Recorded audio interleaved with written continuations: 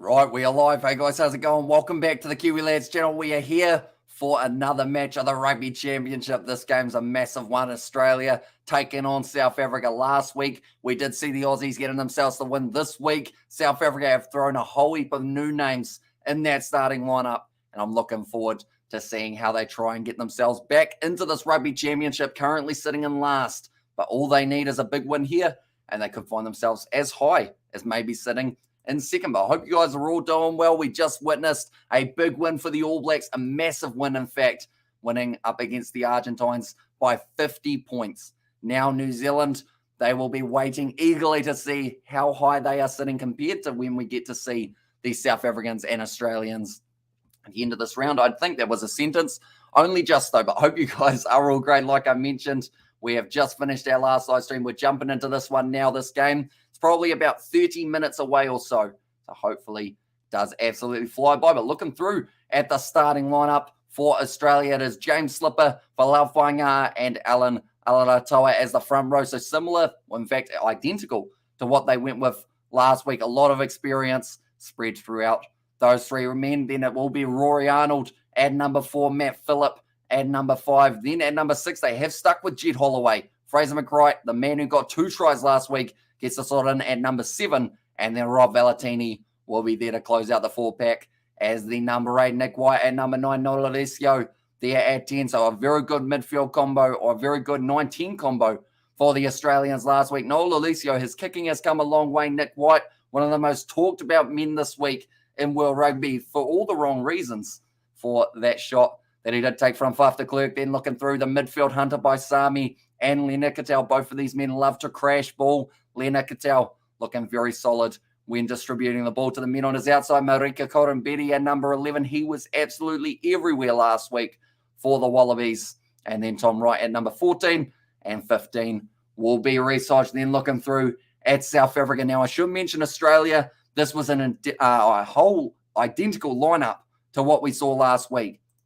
South Africa, not so much. As you can see there, Stephen Kitsoff moves his way into the starting lineup. Malcolm Marx also moves into the starting front row. Franz Malherbe does keep his spot. I feel Malcolm Marx is going to be extremely dangerous for the Springboks throughout this contest, as if he can get that rolling ball propelling forward. Also, if he can get as many turnovers as he did in the game up against the All Blacks in the Rugby Championship Game 1, he's going to be an absolute threat and an absolute menace for the Wallabies. Then Eben Etzebeth, this man is solid as they come, and he will be looking to enforce that physicality, and not just the line-out time, but also in general play. Ludiacha there at number 5 to join the experienced Etzebeth in the locking duo. Then it will be Sia Khaleesi at number 6, number 7, Franco Mustert, and then number 8, Jasper Veza. So 2 changes from what we saw last week. Number 7, no Peter Steftatoy this week, and then number 8, Dwayne Vermeulen has been taken out of that starting lineup. Then Jaden Hendrickson moves into the start at number 9. Damian Valimza. Now, that is due to the huge injury that we did see of Henry Pollard. Also, no Lucanio Arms. So they're missing a few of their players in that starting lineup that they would have had if there were no injuries. But Damian Valimza normally plays a little bit of 10 throughout the URC. Can also sort into fullback if there are any other issues that they do encounter. But for now, Valimza will be number 10. Damien Dialende keeps a spot at 12, with GC Krill moving into number 13. Makazole Mapimpi out on the right wing, or out on the left wing, sorry. Canon Moody out on the right wing, and then Willie LaRue there at number 15. So that is the starting lineup for the Springboks. So a lot of changes from what we saw last week. That is for sure. Hi, Hamish, says Lynn. And they're welcome in. So New Zealand won. Now I hope the Springboks win too. And if they do, it would mean that every side has had 2 wins, 2 draws in the Rugby Championship. And finally, Mark starting, says Joe Webby. I think it's a very, very good plan to have Malcolm Marx in the starting lineup. But off the bench, a little bit of a curveball here for the South Africans. I believe majority of people thought Joseph Dweba was going to be the replacement hooker, but instead it's Dion Fori. He gets himself the start. Now, he did actually start out his career as a hooker. He's been playing loose forward for quite some time, but the term utility forward has never been so prominent for South Africa. Then Dion Fori now makes his way into that number 16 jersey. Oxner Shah and Trevor Nakanye will be the 2 replacement props. So actually no Vincent Koch for this lineup in the South African side. Kwagga Smith at number 19 will be interesting to see if he goes to maybe number 7 and then maybe Mustert transitions to lock. They've got a lot of decision-making to do throughout this matchup for the Springboks. Dwayne Vermeulen at number 20. Kobus Reinaka-Manu, I'm very happy to see back. And it's going to be awesome to see him get his running game going. Frans Steyn as the number 22, and then Warakalant as 23. Then looking through at Australia's bench, Dave Parecki at 16. Number 17 will be Scott Seo. Tenia Latupo at number 18. He is about as solid as they come. He will be going head-to-head with Oxnashade, Darcy Swain, Rob Leota, and Pete Samu, all on the bench. So that means that they've gone with the 6-2 split once again here for the Wallabies. Jake Gordon moves into number 22, and then Andrew Callaway at number 23. So actually, only the one change for the Wallabies throughout their whole 23, and that is this man, Jake Gordon, who managed to make his way in there rather than Tate McDermott. And had knee surgery after last game, says Angela. So yeah, he's going to be out for quite a lot of time. Also, Andre Pollard out for the rest of the Rugby Championship. Bit of a hit there. And normally the kicking accuracy, Andre Pollard relatively high, but in that last game did seem to struggle quite badly. Looking through at some of the stats to do with both of these sides, though, I do enjoy looking at stats, as you guys know, and there are a couple interesting ones that we will get to see for this one. One more. We're going to go here, and we're going to go here as well. And I'm quickly going to grab a drink because my voice is more than likely going to disappear at some stage throughout this live stream if I am not careful. But while I'm doing that, I will put up the stats to do with Australia throughout this Rugby Championship so you can see exactly how their stats break down. As you can see, penalty goals, 100% for Australia.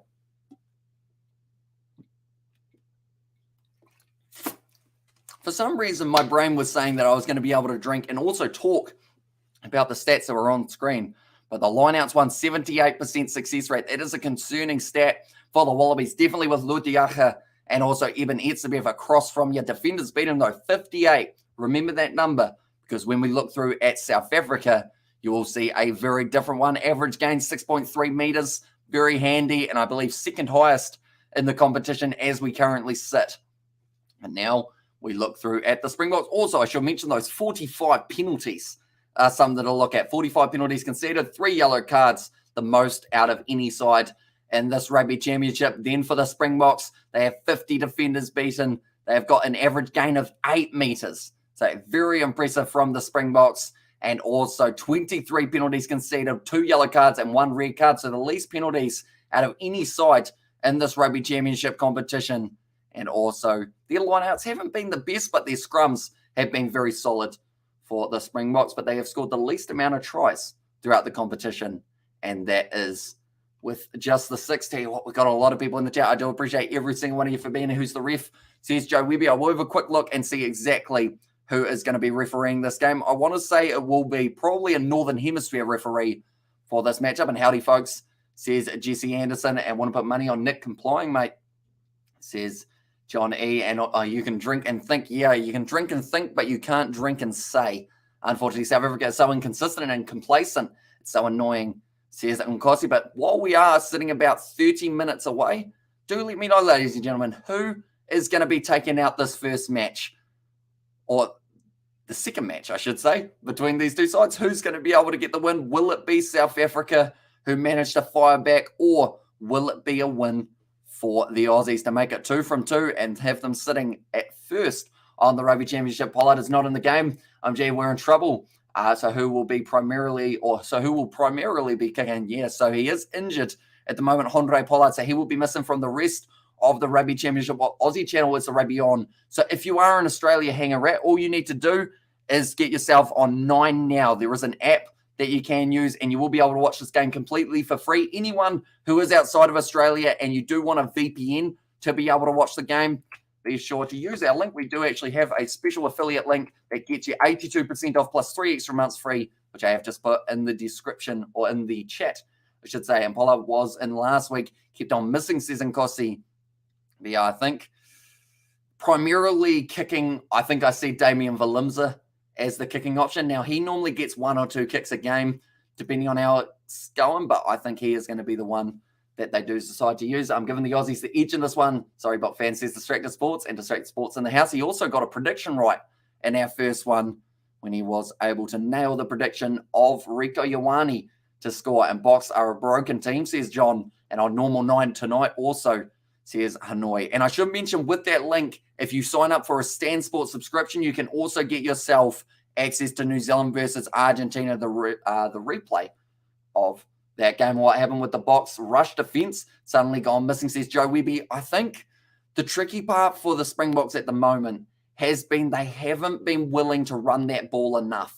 They've got class in the back line. Yeah, Ben O'Keefe will be the referee in charge of this one. Will be better than Williams, I'm fairly certain.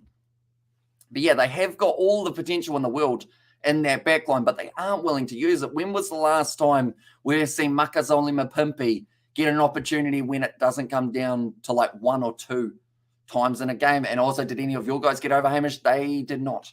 Sadly, none of my men were able to score, because a big thing for me, when you think about Makazole Mapimpi, you think of that one last week, when Marika Korombedi was able to stop him. And spoiler alert, we smashed the RG, says GC Anderson. Yeah, big win for New Zealand, winning by 50 points. And now they are sitting in first place. New Zealand, Argentina are in third at the moment, and Australia in second. And it'd be good to see Moody. Can he stand up at test level? I think he's got a lot of potential, Canon Moody, and too much kicking position away from the Bok. And there says Johnny. And also we have got the oi, says Champagne Lord. I got no confidence in the Boks winning this game, says Cited. See, that's the thing. I think there's probably a very good chance that we do see the Boks win this game. That's going to be something that's clipped if the Wallabies absolutely smash them. But I can see with so many changes, some people consider it as desperation. I consider it as trying to start a fresh page on the book kind of thing. 2 cents as keen as a bean. His dad is your biggest fan, says Distracted Sports. Oh, I forgot. What's his dad's name?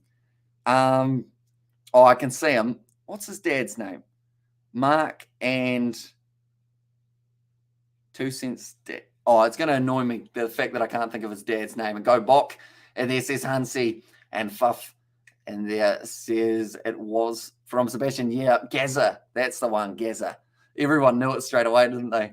And Boks play better when they're not favourites. And watching on Sky with Yoel as the commentary, says Jesse Anderson. So I do appreciate that a lot. Currently, we are only sitting 20 minutes away, but sometimes that seems to change because they do end up in the weird situation of not starting when they say that they will. And also, Bloody Gazamate says Cited. And also, when is Arinsur coming back from his attempted Barrett tipping? I believe he is allowed to play in the next game for them up against Argentina, because it's a 6-week suspension rather than a 6-match. That's where I got confused with Angus Ta'aval, because I thought he was out for 3 matches, but it was actually a 3-week ban. I think South Africa win this game, probably close 12 points and or under, says John. So my prediction before the game was either side to win by 5 or South Africa by 10.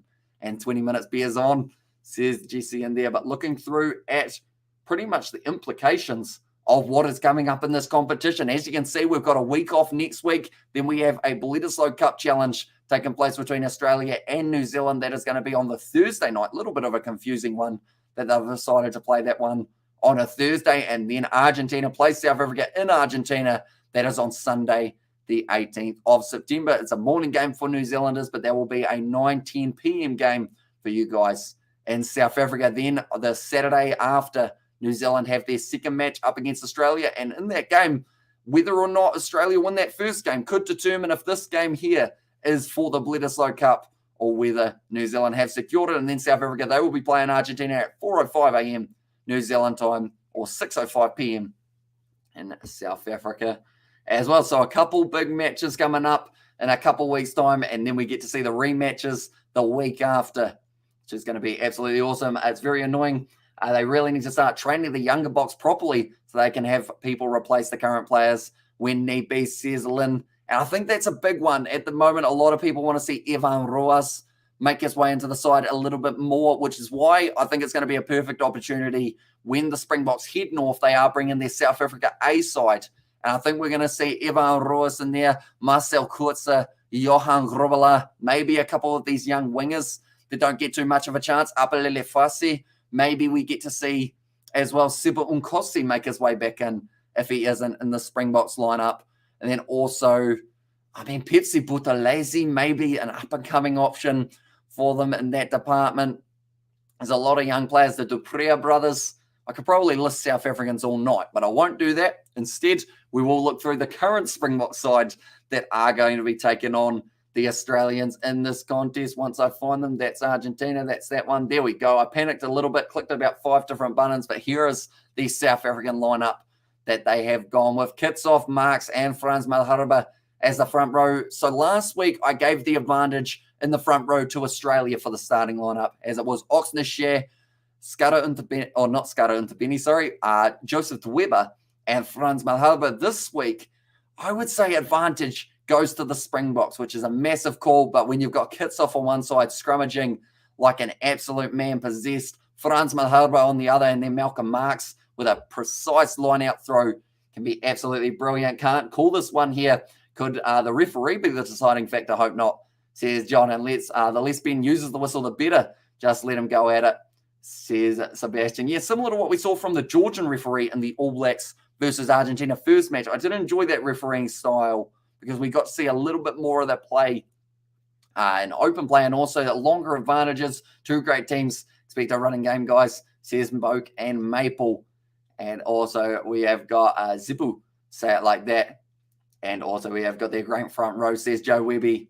And I think that All Blacks performance will silence the critics, says Ian Foster. And absolutely, Hamish, that box team is stacked, says David. And yeah, looking at the locks, they've got a brilliant tight 5 here. Eben Etzebeth and Ludiacha. And to be honest, the game could be won in those 5 individuals, because if they can assert themselves at scrum time, line out time, and also able to get themselves a few carries every once in a while, I think they're going to be a hard team to be able to shut down. And then everyone else in the Springbok lineup, as long as they gel nicely with those front 5, could be maybe even one-sided. But Sia Khaleesi there at number 6, Franco Mustert at 7, and then Jasper Visa will be there at number 8. So that is replacing Dwayne Vermeulen, who instead will be coming off the bench. South Africa will score a try in 5 minutes, says Joshua there. And also still not sure that changing half of the team is a good thing for the Boks. Let's see here. The only thing I look at it as differently is I think there's going to be a big, reshuffle, which might actually help them. And also what a get to get Ian Foster on the stream, says Distracted Sport. I have a soft place in my heart for Fozzie. And Fozzie was actually clutching his rosaries for the first half, says Jesse. And there as well. Unfortunately, I think I've got a hair in my mouth. I don't know what to do about it.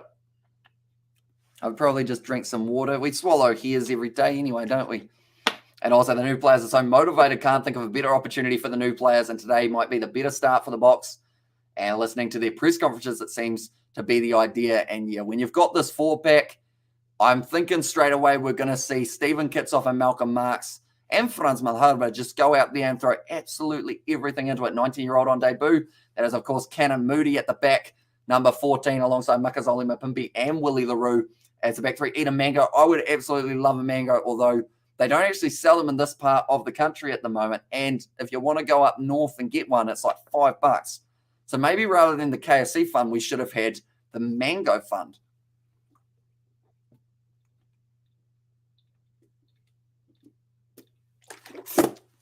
Here we go.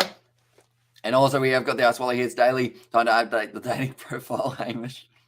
And also, how did that hair get there? I believe my mustache is too long. So I'm going to have to trim it at some stage so that the hairs don't keep on sneaking into my mouth, because it's very annoying. When you're like eating anything, you just feel like you're constantly eating a hair. There's also a spider on your upper lip, says Freddie Simon. And Damien Valimza, he will be there at number 10. That was a weird transition, wasn't it? Jaden Hendrickse starting at number 9. So a completely new 19 combo for the Springboks compared to what we had last week. And that is due to injury of Andre Pollard, but also no Faf de Klerk in this lineup. Instead, Hendrickse and Kobus Reinach, Damien Dialende, they had number 12 with Jesse Creel on his outside at 13. Canon Moody, like I mentioned, Makazole Mapimpi, and Willie LaRue. John has said, do you live in New Zealand or Oz? I do live in New Zealand. I wish that, like, the reason that I would move to Australia is for your mangoes, though. And I should mention the fruit, just to clarify before I get myself in trouble. But yeah, I would definitely move to Australia so that I could go down to the shop and get myself a fresh Australian mango, because they are absolutely terrific. If you haven't had an Australian mango, yeah, it's just not quite the same. It's absolutely awesome. And also we have got there, is that the end of the bomb squad now? It might be, because they have gone with 5-3 in their last 2 games. So maybe up against Argentina, we see it go back to the 6-2. But for now, it seems to be they aren't quite sure how those backs are going to play. And how about a mustache wedgie on Nick White? He's spot on there. Hamish says Joe and mangoes are good here.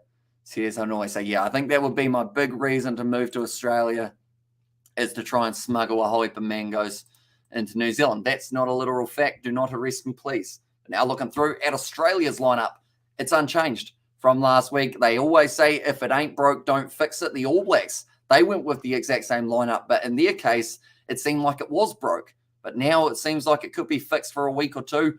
For Australia, this was a solid side that they did go with. James Slipper, Falau Whainga'a, and Alan Alaratoa as the front row. Rory Arnold and Matt Phillip remain as the locking duo. And Jed Holloway at 6, my pick to be able to score a try in this contest. He is there at number 6. Fraser McBride at 7, who did score 2 last week. And then Rob Valentini is there at number 8. Nick White, Noah Alessio, Hunter Paisami, Lena Kittel, Marika Korombeti, and then also Tom Wright and Research. The stream was brought to you by the good people at Australian Mangoes. And there says Distracted Sports. Yeah, because, New Zealand, we get Peruvian mangoes. And I don't mind Peru, but the mangoes are not the same, They're not quite as ripe and sweet. No one puts a result in there. And also, I think Bomb Squad would be used for all games. Injuries make it hard to deploy. Exactly right, because of so many injuries in that backline for for South Africa. You look at Faf de Klerk getting injured early, then you've only got 1 back replacement. You look at Jesse Creel getting injured early, you've only got 1 backline replacement. So now with the 2, it's got a little bit of more security. Peru is an awesome place. I don't know what the fuss was. Nick White milking that penalty last week. The ABs did it all the time, says David the Mod, and boring but effective game plan, says Tuxter. And yeah, we will have to wait and see whether or not it is effective in this contest as well. But what we will quickly do before we go through to looking at a little bit more of the updated stats, we will look at how the stats sat at the start of this round.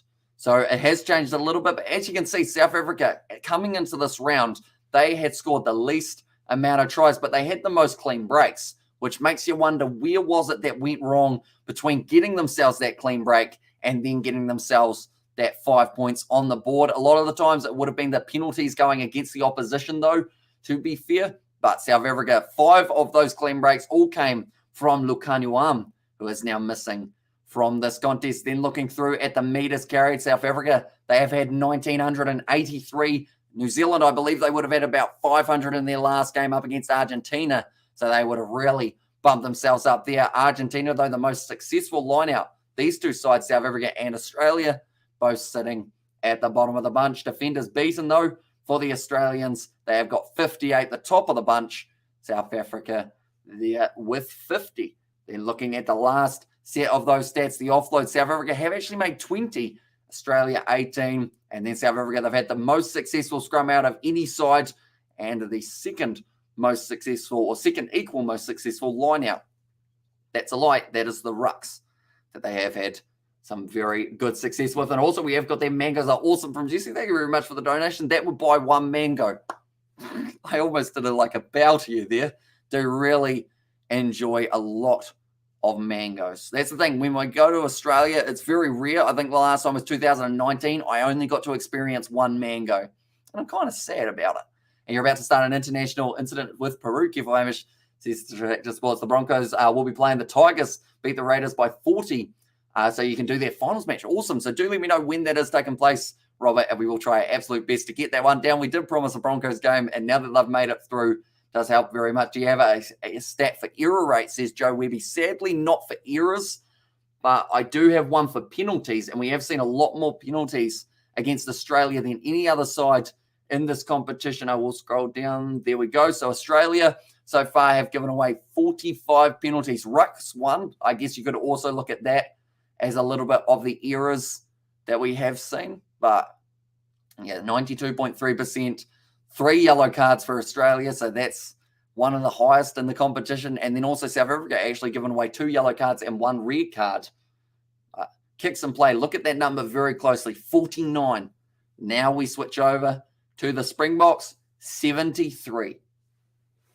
Quite a bit more in that department, but a lot less penalties conceded by the Springboks and a little bit more ruck security, which could go a long way in this second test up against the Wallabies. But now we are only sitting approximately 10 minutes away. I hope the game does start when they say that it will, but I have a feeling it may start a little bit later. And just weigh the mangoes as potatoes at the supermarket, and you can afford 10 mangoes.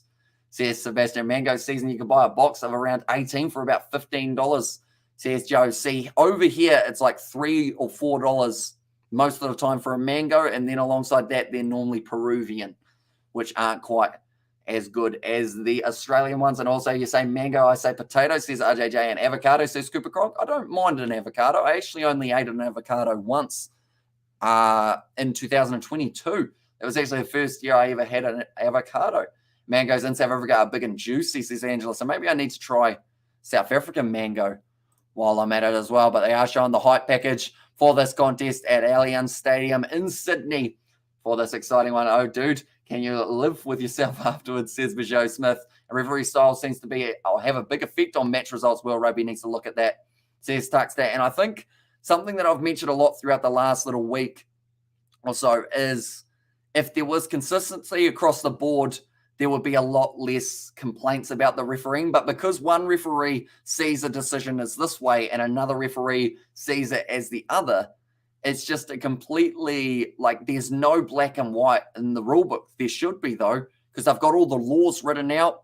It looks like South Africa just about to make their way out onto the field by the looks of it. They might actually be running on time for this game. That is absolutely outstanding from the Australians, because normally they're really behind. Why are we talking about mangoes? Says Lynn, it ended up becoming a topic. I don't actually remember how it became the thing. Wish that Georgian ref was officiating. He was good, says Cited. And they're very expensive, says Cooper Cronk. And just got home from the game, says Nobum. So you'll be very happy with that result. That is for sure. But now the Australians, they want to make it 2 from 2 once again on Australian soil. I hear you. Price gouging and stiffing workers is a thing. And also the Dutchmen are on the field, says John, and mangoes on toast, says it was Tuxter. And then flag the game, let's change this to a fruit and veg chat for the next 2 hours. The thing is, some people would enjoy a fruit and vegetable chat, I would think. And now Malcolm Marx making his way out now alongside the rest of the side. They look very focused at the moment for the Springboks. They want to make sure that this game becomes 1-1 for the series. There's no gamblers here. There's just, they're just onlookers. Oh, yes, they support their teams and don't score, says Sonny W. So I know that for the odds-wise, I believe Australia coming in as $1.80 favourites for this one. Cotter but hitting someone in a tackle for $10, says Jesse. But now there's someone with a really annoying horn. I hope that they are not going to be blowing that thing throughout the whole match, or else my eardrums are going to start bleeding. And now Australia, they have not organised their walkout on height, or else Roriana would have to be at the front by a very far margin.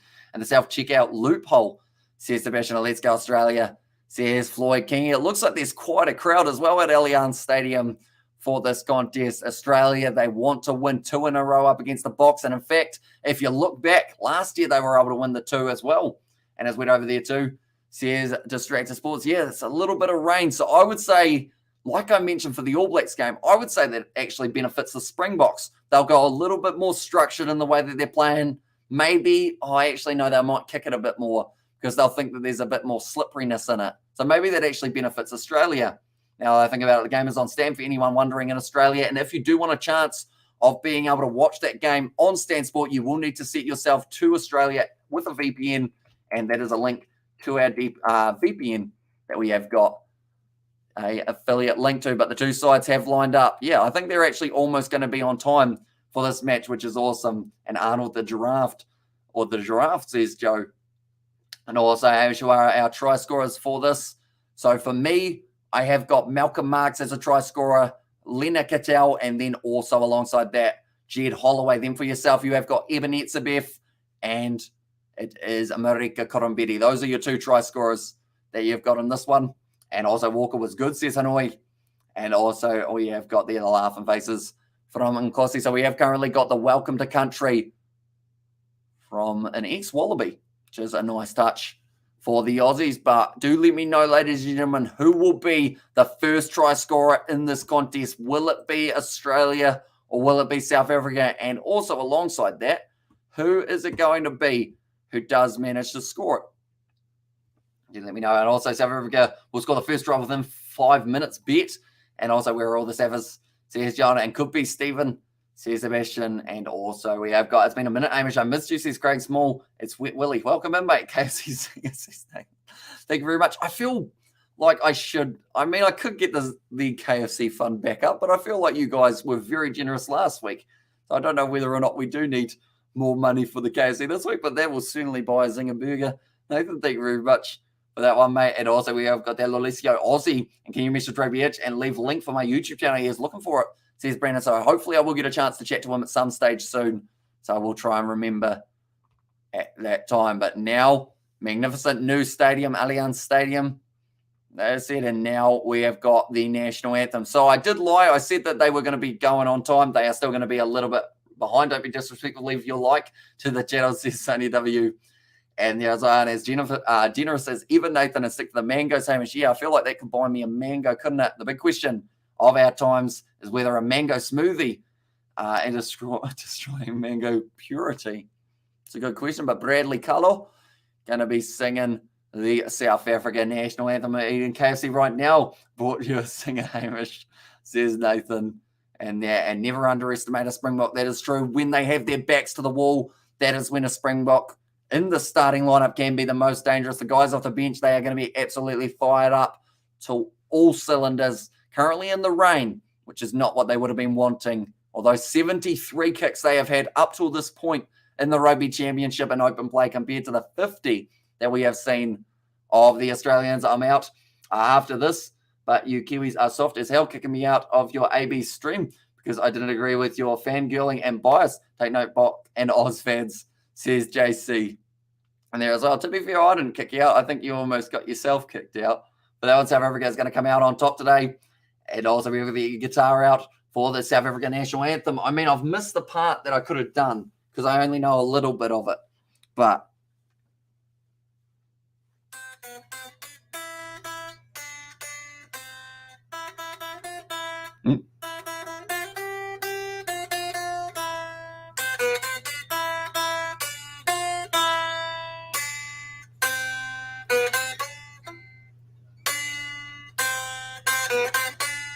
that's the only part of it that I actually know. Unfortunately, I'd love to know the rest of it, though. I see they're late, though. Anyways, says Lynn, and the honky tonk man in the house, says JC, and also all is good, my bro, says Nathan. But the South African anthem has been sung. Now we wait for the Australians, and then we are into match time, ladies and gentlemen. It's going to be a massive clash between these two sides. And well done, says Johnny Douglas in there. And what the heck, says Freddie Simon. And also it's raining cats and dogs over there. Yeah, it certainly looks like it is relatively wet at the moment in Sydney.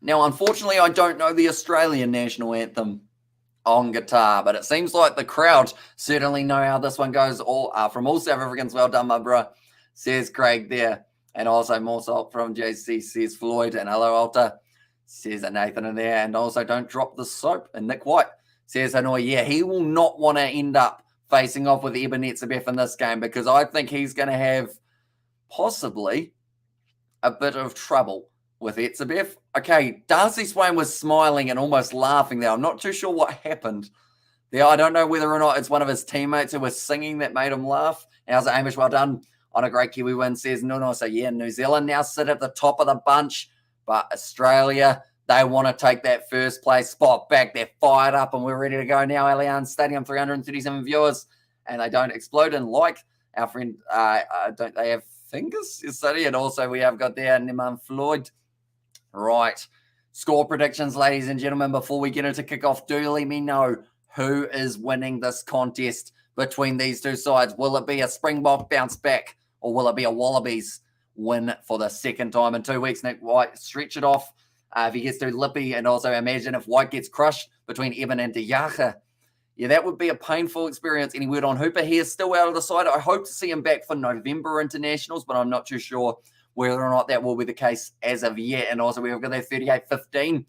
And there for Chris Ceo's prediction, South Africa by 19, South Africa 30, Australia 26. Told Will Jordan, you are a hero the other day, says Ollie, and also 26, 12 for Oz. Yeah, South Africa by 19. Maybe we get to see them absolutely go out there firing on all cylinders. We are about to find out, though. Marika Korombedi, he is fired up. He did a massive hit last week on Makazole Mapimpi. 5, 4, 3, 2, 1. And the second game of round 4 of the Rugby Championship is underway. Nick White will kick off the Wallabies to the crowd cheer. Damian Valimza takes it nicely. He's at fly half today with Andre Pollard being out for the rest of the Rugby Championship. It looks like Jaden Hendrickse is going to be rolling this ball back to give it the box kick. The ball doesn't want to come out, though. It looks like someone's foot was in the wrong place. Oh, there's a wrestle. Eben Etzebeth already having a bit of a go with Alan Alatoa. It only took, 22 seconds before Etzebeth was fired up, which is exactly what we expected for this contest. Now Nick White, a lot of pressure there on the breakdown. He's got the potential of getting crushed there. Good toe forward from Jaden Hendrickse. Extra bit of pressure from the box. And the breakdown now fired back across Tom Wright. Goes to Akatau. Has a crack himself. Almost went through, but Franco Mustert able to make the tackle. Now, Australia started brilliantly last week. They were able to keep that running game going. There was no clear release from Stephen Kitsoff. So it was almost a penalty in favour of the Wallabies. And also we have got the Wallabies by 13, 21-8. And don't talk to the champions of the world like that, Mr. Chris, says Craig. Now, Nick White gets the boo, even though it's an Australian. You know there's a few Bok attendants or few fans in attendance who don't like Nick White very much at all. Willie LaRue doing nicely, moving his way up to the halfway line. Both sides relatively good ball security when it comes to that phases, or it comes to those phases. I think I'm too excited for this game. My sentences are not working. It's going to be an advantage now to South Africa. Willie LaRue went for the little chip. It didn't work out, and now it is going to be the penalty for the Springboks. Now, this one's from about 50 metres out. They'd love to have Frans Steyn to be able to bang it over. He is not in the starting lineup, though. So it does mean instead it's probably going to be Damian Valimza if he decides that he does want to have a crack from that far out. But it was just a little bit too rush defence there from, I believe, James Slipper. Got to sync y'all up, says Jesse. So currently on my clock, it is sitting exactly 2:03 at that time. So if that helps you out, hopefully it does. And also, Hamish, I'm emotional because my second cousin that's from Auckland but lives in the UK, but his name is Sean, and his wife had a baby called, a baby girl called Sienna. Says Ollie, so congratulations to them. And yeah, hopefully the baby is all healthy, but 2 minutes 20 through this match, and the Springboks have already kicked for the corner. It's going to be about 15 metres out. Malcolm Marks, normally one of the most accurate lineouts around. Can he get this one right? Malcolm Marks winds up, gets it to Duyacha. Didn't actually contend for that one. The Wallabies just allowed them to throw that one in.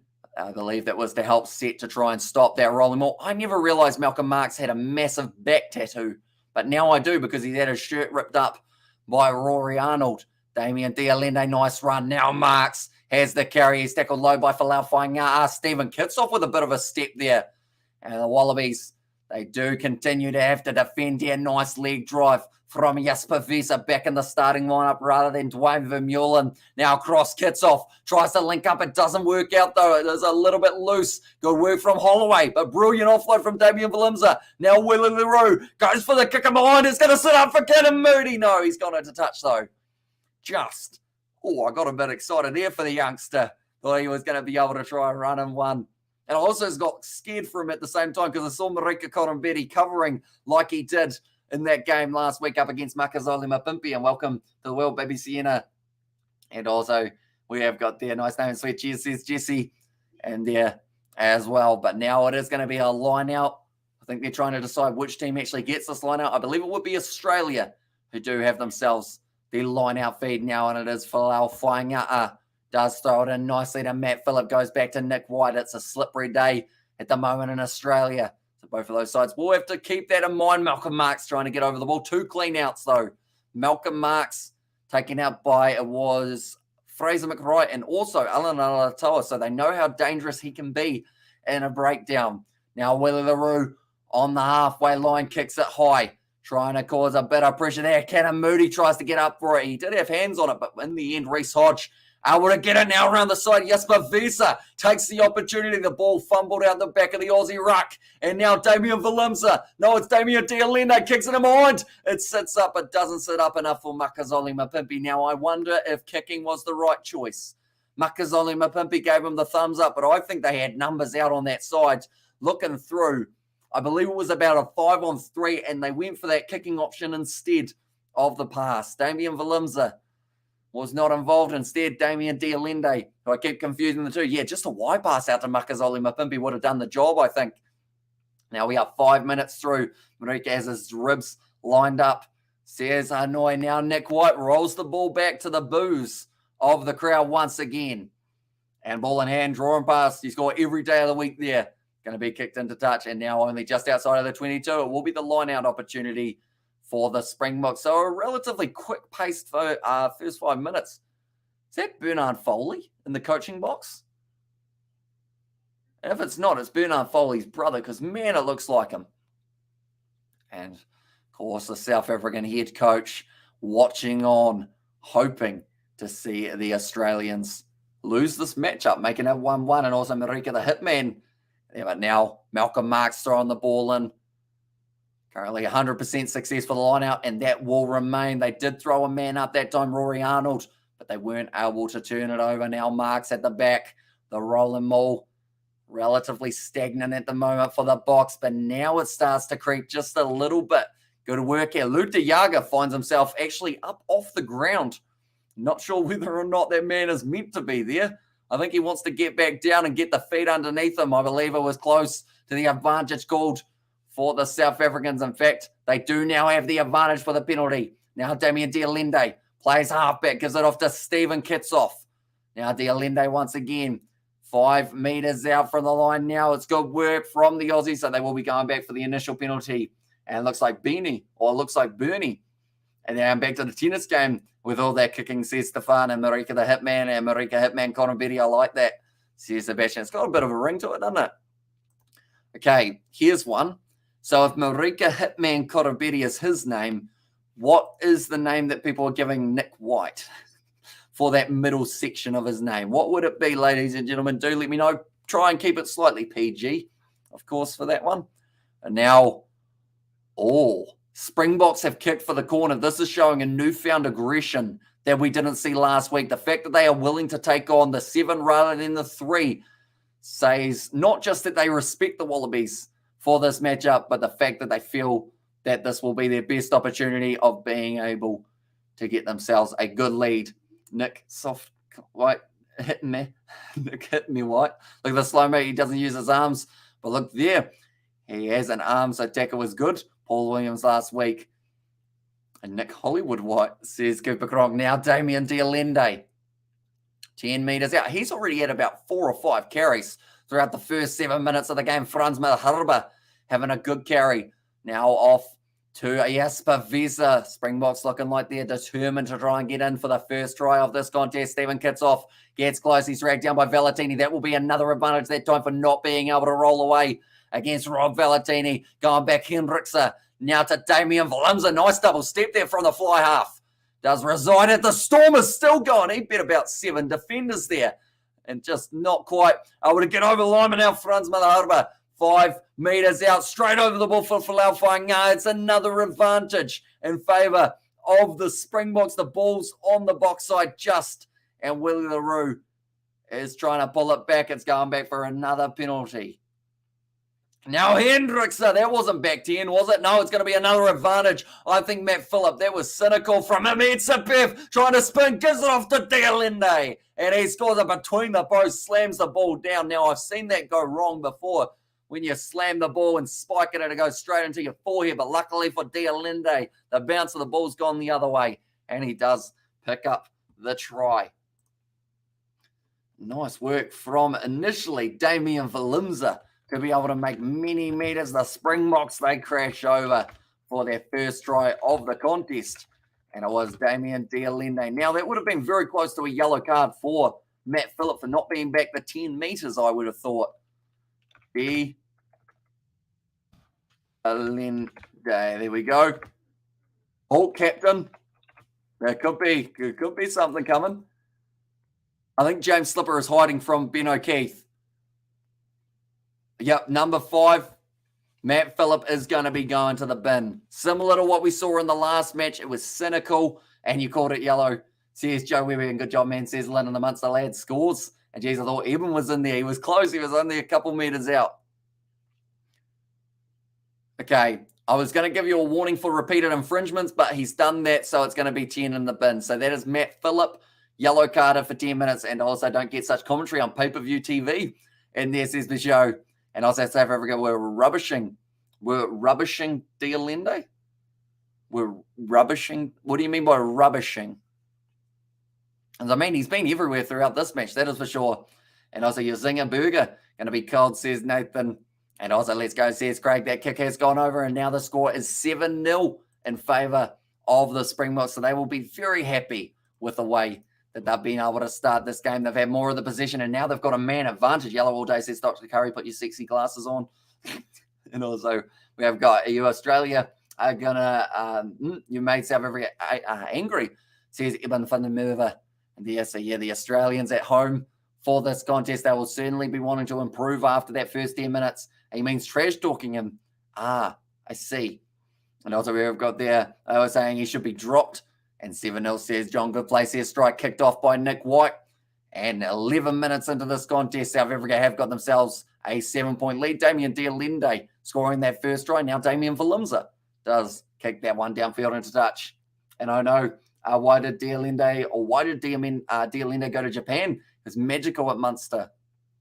Yeah, it is a shame to see him no longer there. Death throws and breaking around those areas when they keeps moving under pressure. Tight game, Hammy. Says Golden gets some 14 players, not bad. Says Nathan. Now Nick White passes across. Very flat pass to Hunter by Sami in the midfield. Sia Khaleesi straight on the ball, wins the penalty. Very nicely done by the Springboks captain. And now the ball, Nick White threw that ball away, and now Sia Khaleesi got right in his face. Oh, no. Yep, looks like Sia Khaleesi's really giving him a little bit of a talking to.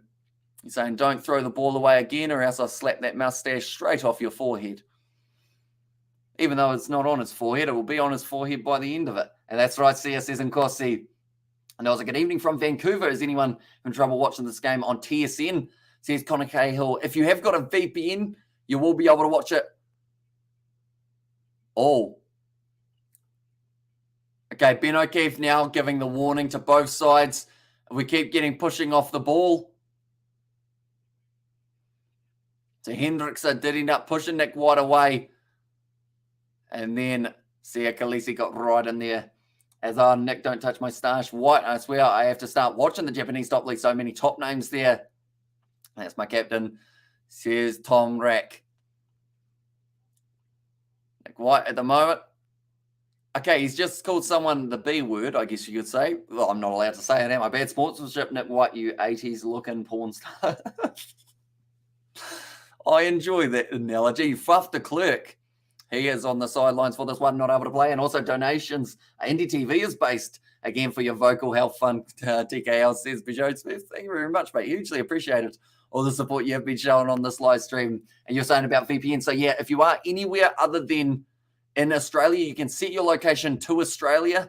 And then from there, you can watch it on 9 Now, the website. Or you can sign up for a Stansport free trial. If you need a VPN that you haven't already got, I do recommend this one that we have got an affiliate link for. We have actually been using it for quite some time, and it does do the job. You can set yourself to Oz, and then you can watch all the Rugby Championship, not just this week, but also in the future as well. But now the rolling maul starts. Nice work there. Damien Dialende gives it off to Damien Valimza. Now Resodge cleans it up and looks like he's going to be having a bit of an attacking run here. Tries to go through the gap. Resodge does well. Now White goes back to Tom Wright, does the step, does the double step, does the triple step, but runs into Etzebeth. So might not be doing too much more running. Oh, a little bit of a spank from James Slipper on Falafai for having his ass in the wrong place. Nick White is going to have to use it, and once again, We hear the boos. And also, you're far too kind. I just noticed your contribution on my channel. What a dude. Says Distracted Sports. And there's also a nice one, mate. Says Lionel. And Lude is flying. Says Cited. But that is now going to be 14 minutes through this contest. 7-0 still to South Africa. And Australia, they have got another 5.5 minutes where they will have a man disadvantage. And levitating home in, I meant, says Cited. I'm getting the feeling there's a bit of friction between these two teams. I think so. I think tensions from last week are certainly running higher and hotter in this game. That's not fair. We only get replays in New Zealand, says Kipper Cronk. Now thrown in by Malcolm Marx. Cross to Hendrickson. Now Valimza. Cross to the captain, Khaleesi, in the middle of the field, 40 metres out. Hendrickson goes for the box kick. It's a decent choice, maybe, because Makazole Mapimpi, although he was offside, that was a mistake. Now, Tom Wright asking where the mark was. Ben O'Keefe was a bit slow showing him where it was. He wasn't able to create the quick tap. 15 minutes through this contest, and Reece Hodge boots it well and truly into touch. That's a great kick from Reece Hodge. Pimpy just a little bit offside. There was a massive gap in behind as well. So if he had been onside, would have well and truly been an interesting one. And there's definitely some tension between the two, or mainly coming from South Africa, says Lynn. And there is a lot of friction, says Stefan. And just intimidation for future porn stars, says Rian. And I enjoy my guy. And there says Nathan.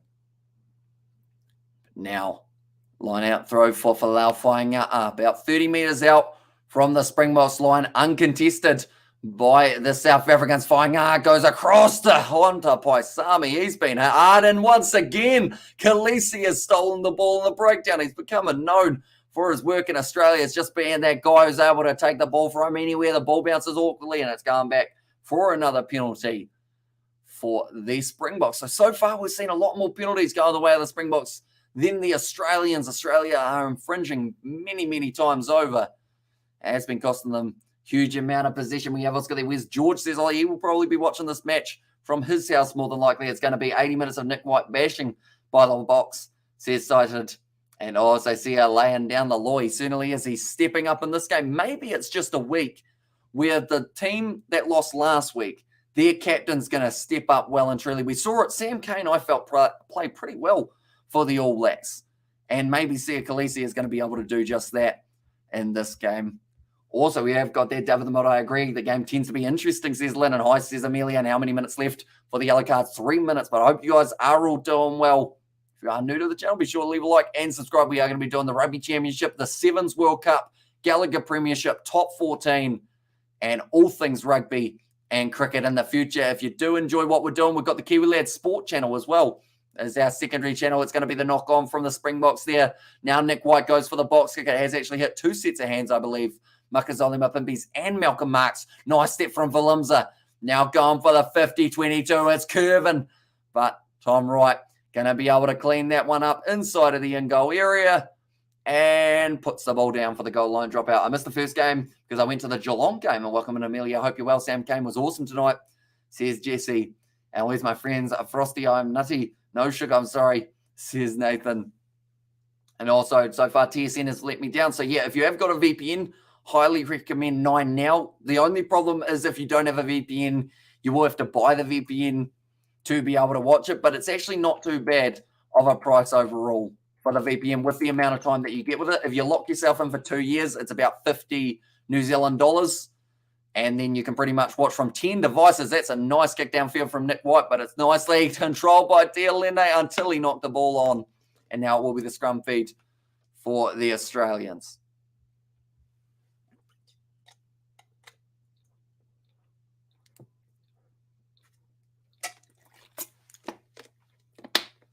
I've drunk a lot of water today. I don't know why. I feel like it's kind of my new thing is I'm going to drink as much, well, not as much water as I can, but just I'm going to drink more water throughout the day.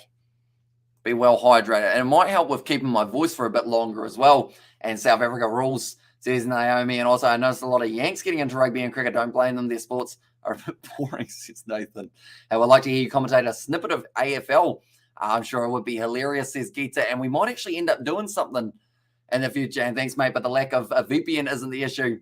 It's something that TSN have mucked up in regarding the streaming service and Hydration Nation, says Sebastian there as well. Matt Phillip only off the field for another 54 seconds now. So the Australians, they have conceded 1 try in the time that he's been off there.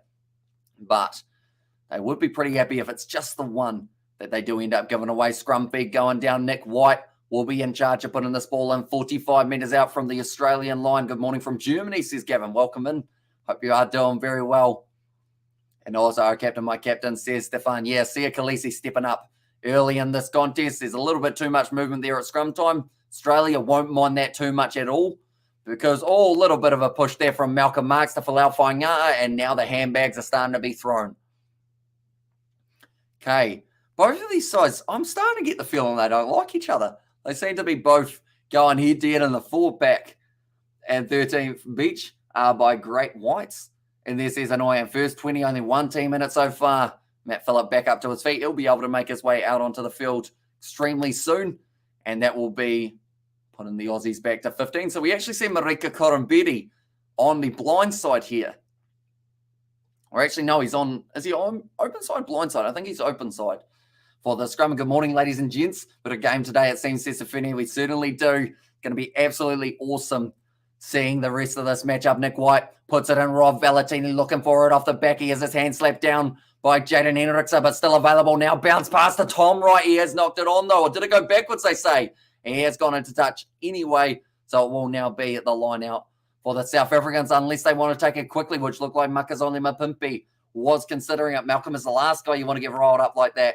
I used to live down the road from him, says average YouTuber. Yeah, Malcolm Marx, he has been a class of his own when it comes to hooker. I mean, saying that, though, Samisoni Takiaho has been going very well at hooker also, but you'd have to say Malcolm Marx currently is just unbelievable when he's on form. It can hardly be stopped, really, the way that he plays. Anyone who is new to the channel, I should mention, be sure to leave a like and subscribe. The game makes me tired, says Obi there. And great commentary. Go the box, go, says Rowan. Dave Rennie looking locked in and focused for the rest of this contest. He needs his side to get another win. Ever tried a ginger lemon honey mix with water? I actually haven't. I've had a lemon and honey one, but not with any ginger in there. And I think they'll give a competition a chance, or they'll give the competition a chance. And did the All Blacks have a new coach today? No, it was still Ian Foster. And they were able to win by 50 points in their match. And Marks the beast. Go Australia, says Vitimi, sorry, now off the back. Jasper Visa tries to run through Nick White. 40 metres out now for the Springboks. Hendrickson, Holloway almost able to intercept it. It's going to become an advantage. I believe it would only be for a knock-on, as I don't think it was, I think he had a decent crack of getting to it. And guys, what happened to Bongi Umanambi? Unfortunately got injured in the second, or in between the first and second game up against New Zealand. So he's going to be out for a little bit longer. So instead, they've got Dion Forey as the man who will be coming off the bench in cricket. Gets very poor crowds for his sport, supposedly the second biggest in the world, says Cooper Cronk. Although I guess it depends on where you look at it. Australia for the BBL do seem to struggle a bit more. But then if it's Australia versus New Zealand for the Ashes, or not for the Ashes, sorry, for the Boxing Day test, like we were in that stadium and there were 85,000 in attendance for it. Are you sure Foster is coaching? Or is it someone else helping, says Joe Webby? No, he is still head coach. He's still got Joe Schmidt as a little bit more of an extra coaching role, but still head coach goes to Foster. New Zealand forwards were great today, says Lionel Itchy. I like the name. I like the little play on words there, but yeah, I think for me, the forward backs in this game, South Africa have got the advantages at halftime, says Tim Ago. It is not 23 minutes through this game as we currently sit. South Africa with the 7-0 lead. They'll be pretty happy with the way that it's sitting, though. Had a majority of the position, so maybe another try could be just around the corner, and lucky just a knock on, says Hanoi. And last game was fixed in order for Aussie to win, says John Craig in there as well. So I guess that's the thing. South Africa, they did drop the ball about 11 times, so I guess in that regard, maybe they put some jelly on the ball or something like you're saying for them to be able to lose from those handling errors and whatnot. But now a cross kick from Damian Valimza goes to Cannon Moody. His first real touch. Oh, Jesse Creel's knocked the ball on now. Everyone's dropping it in the rainy conditions. And Joe Schmidt influence maybe. And also we have got, and there Frizzell making a difference in rugby. Gets way bigger crowds than cricket. And this is the game to watch for me. Yeah, either side could win it at this point in time. Cannon Moody down the wing doing nicely. Aussie's very lucky not to have another yellow card, says Cited.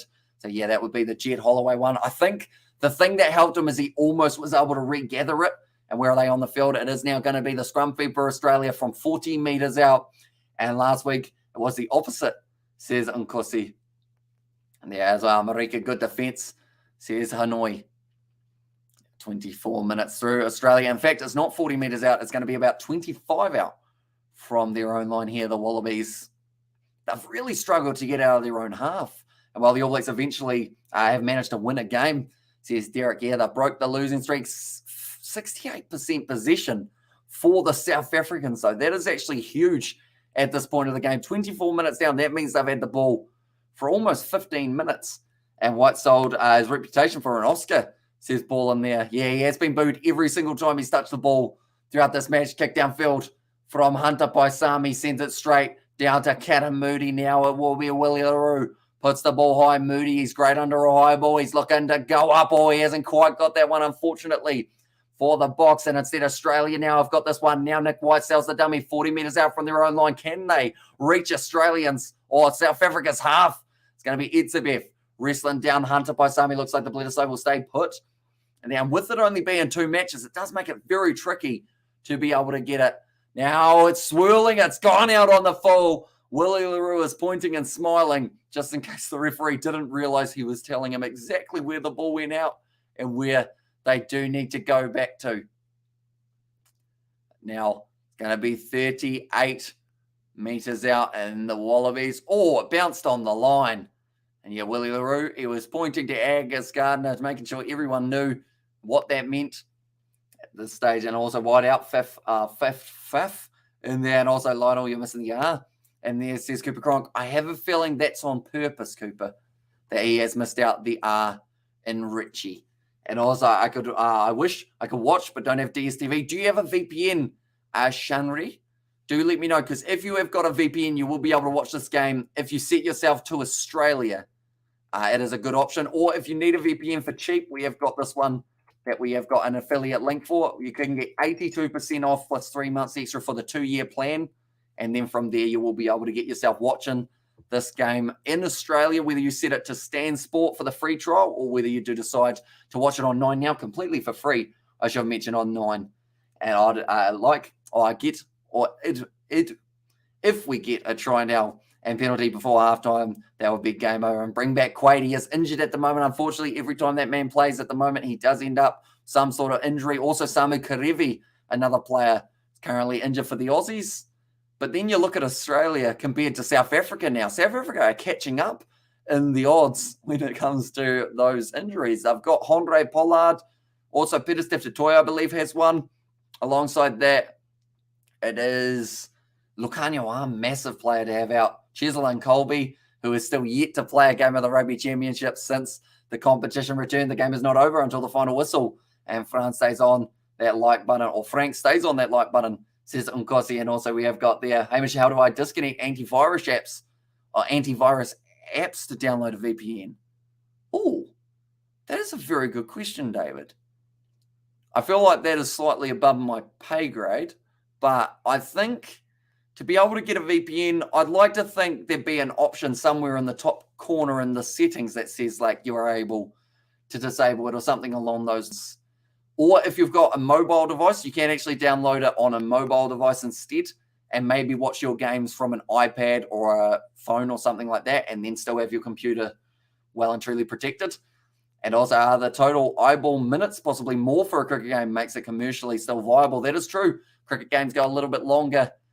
Now, Jaden Hendricks are 40 metres out. I hope he doesn't kick it. Oh, he saw the dummy. Almost went through, but Nick White able to get him in the end. Now, Fraser McRae trying to get the turnover in the breakdown. Just the one try so far throughout this contest, and that is the one of Damien Dialende. Now it's charged down by Jed Holloway. Good work there from the kicker, Willie LaRue. But Jasper Wiese now driving forward like the tank that he is. Springbok, they are continuing with the possession, probably moving closer to 70% possession now for the first half. Now, kicked high from Damian Valimza. That's almost gone backwards, but Katam Moody knocks it on. And Australia have the option of either the line-out or the scrum. And also we have got there, can you stop talking and show us the game? Because I watch online and the pictures show up and I can see the game. says Jason Ward. So unfortunately, due to licensing, if we were to show any match footage or audio, we will get taken straight off YouTube. Now, there are other options out there to be able to watch the game. Normally, they are illegal streams, but they will more than likely get taken down and maybe even sued. So that is why we just provide the commentary. But if you do want a way of being able to watch this game, if you've got a VPN, all you got to do is set yourself to Australia and watch it on 9 Now. If you don't have a VPN, I highly recommend this one to be able to check it out. And you can set yourself to anywhere in the world. You can also access other countries' Netflix while you are at it. And also we have got there chat 5:03 a.m. says Kevin. So very early. Hunter Paisami being taken off the field. That is due to the head knock that he just sustained making the tackle. The boys will get in trouble if they show the game. The commentary is great. Says Lionel Richie. And there as well. Now Andrew Callaway out on the field. That is going to be replacing Hunter Paisami, who may not make his way back out onto the field. He still looks a little bit wobbly.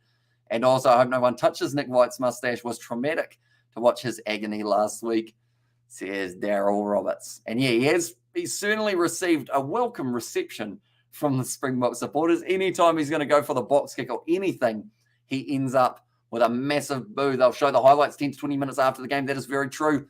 There are a lot of options out there, whether it's Super Rugby, the All Blacks YouTube channel, Paisami out, says Anui, and legendary commentary Kiwi here watching on Sky Muted, says Jesse, and such a weak mustache too, says Duckstyle. I wish that I could comment on a weak mustache, but mine, not the best, is it? Already dropping like flies, says Evan. And how can we watch the game online, says Jason Ward? If you've got a VPN, like I mentioned, you set yourself to Australia and you can watch it on 9 Now. If you don't have a VPN, then I do recommend downloading this one, and then from there, sending yourself to Australia, and you should be all good to go. And Callaway, taller than he looks, says Annoy. Yeah, he's got a bit of size to him, Andrew Callaway. He's not the smallest individual out there on the park. And also use the VPN like they sent here, says Lynn. Malcolm Marks, he's been able to hustle there, get that ball back. Favour of the Springboks. And like they're saying, the Springboks, they're looking focused, although giving away the penalty up against Australia, 27 minutes in, and now 40 metres out. It will be another line out for Australia.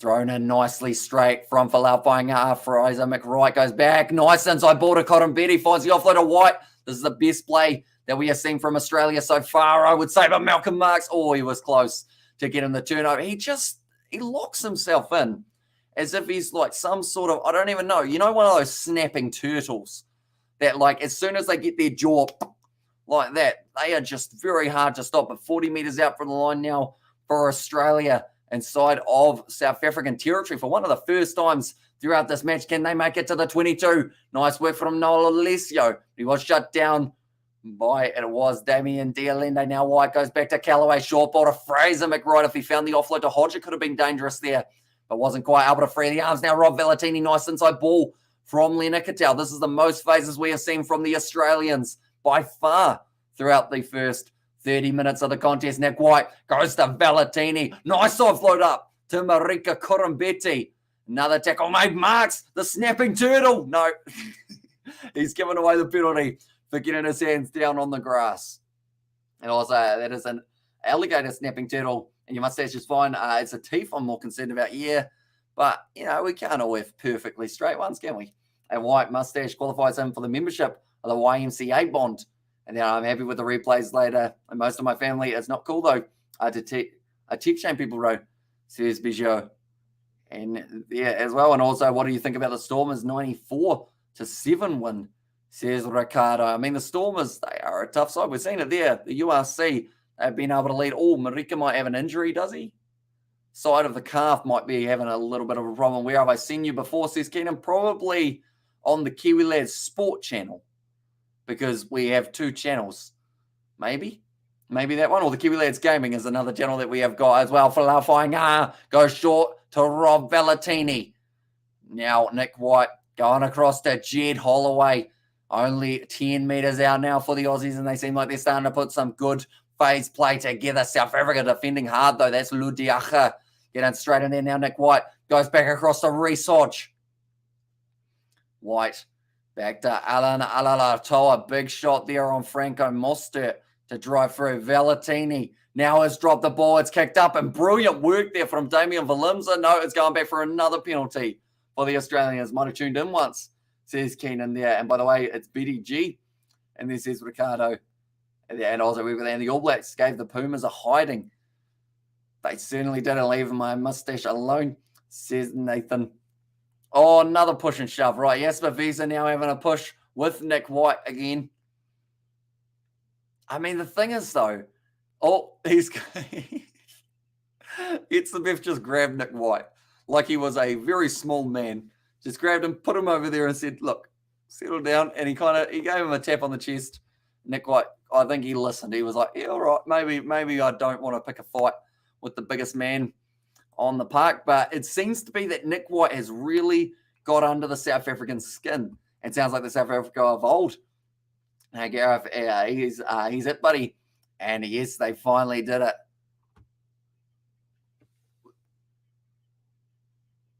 Okay, it's going to be a penalty here, back 10 metres. Ben O'Keefe's starting to get fired up with those handbags at 10 yards and smack down.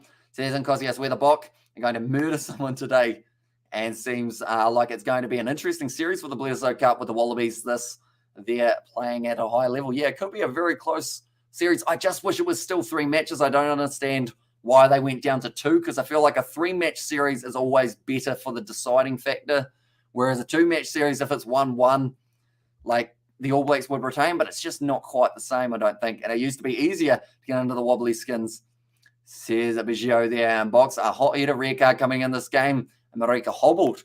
Says Jesse, yeah, that's the last thing they want, because they have got only the 2 back replacements, one of which is Jake Gordon, and the other is out there on the field. That was for Hunter Paisami, and that is Andrew Callaway.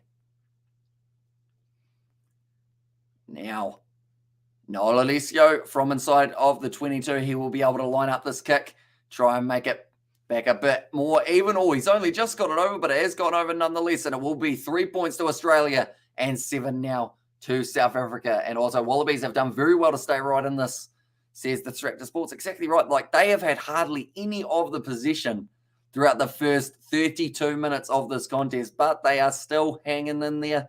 They are only 4 points down now. And really need Vunivalu right now, says, oh yeah, it'd be awesome to see him. Imagine him head-to-head with Canon Moody, the 2 guys who haven't had a lot of international experience, both brilliant under a high ball and both love running the ball. It's a good kick downfield from Nick White. In fact, it's an incredible kick downfield from Nick White. Does ask for some extra meters, and also, geez, he's an accurate kicker, Nick White, says Joe Webby. See, that's the thing. People aren't happy with what he did last week, but he's still a class player. And that's a terrific kick from inside of his own 22. Went out about 55 meters out from the Aussie line.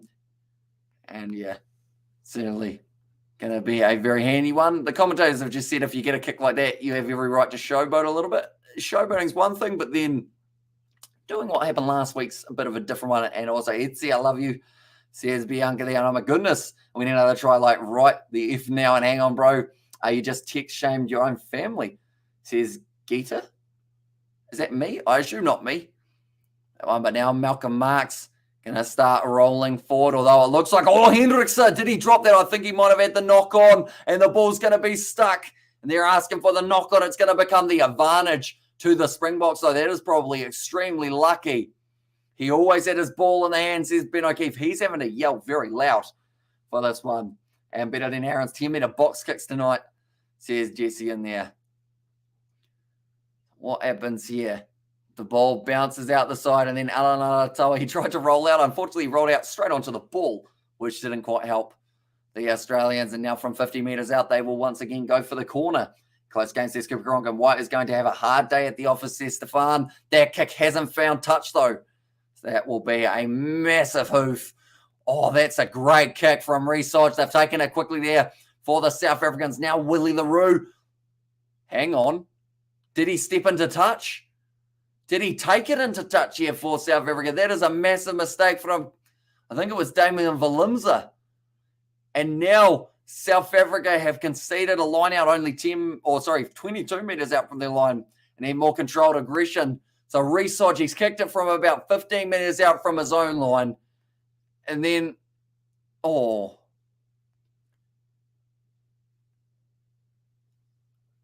wait, so why isn't...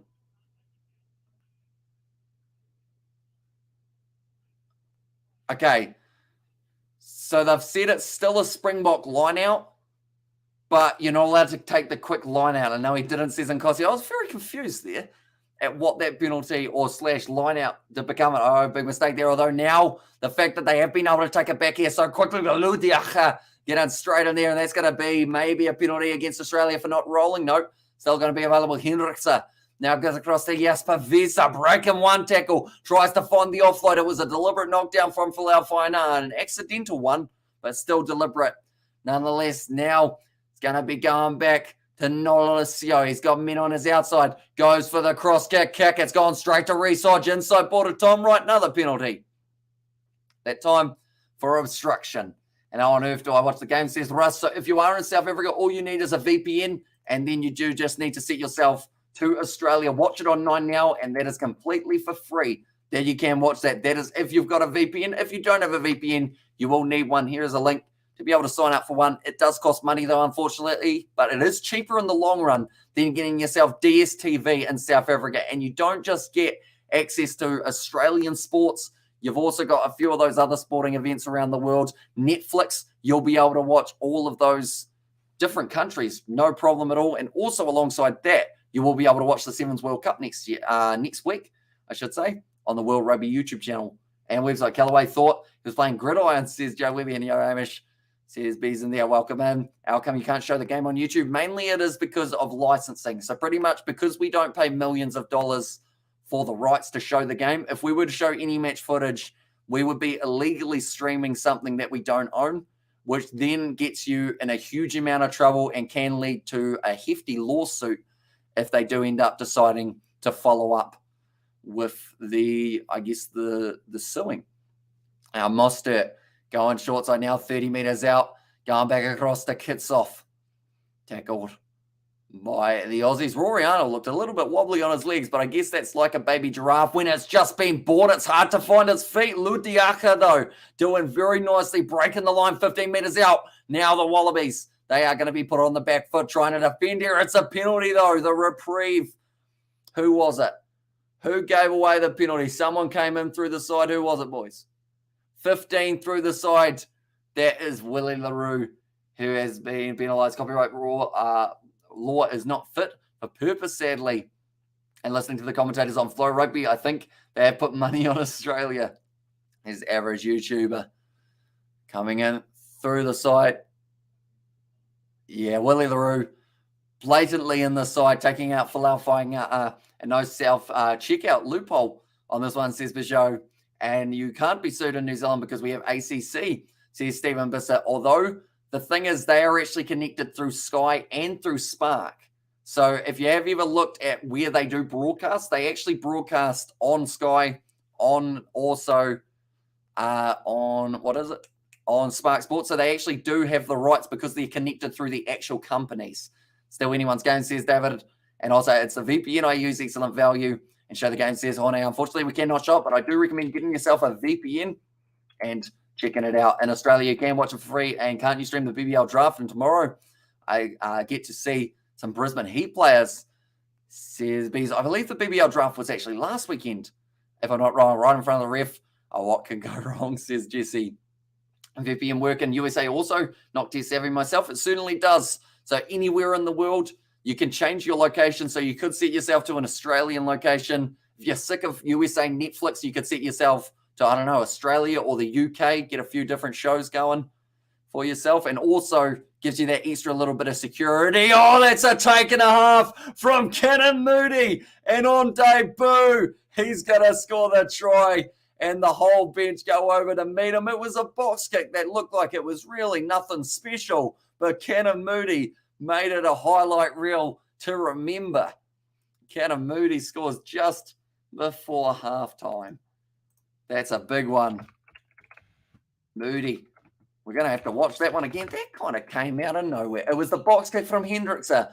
I didn't expect anything too special from it, but Marika didn't jump for it. Cannon Moody did, and cannons his way towards the try line. And you'd have to say that's going to be a special moment that young man remembers.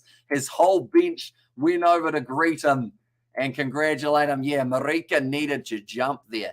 He stayed planted, but the other side of things, is maybe because of that leg injury. We were talking about it earlier on, a bit of a limp from Marika Kuramberi. They don't have any other replacements in the back, though. So I would think more than likely that stopped Marika from being able to jump up as high as he normally would like to.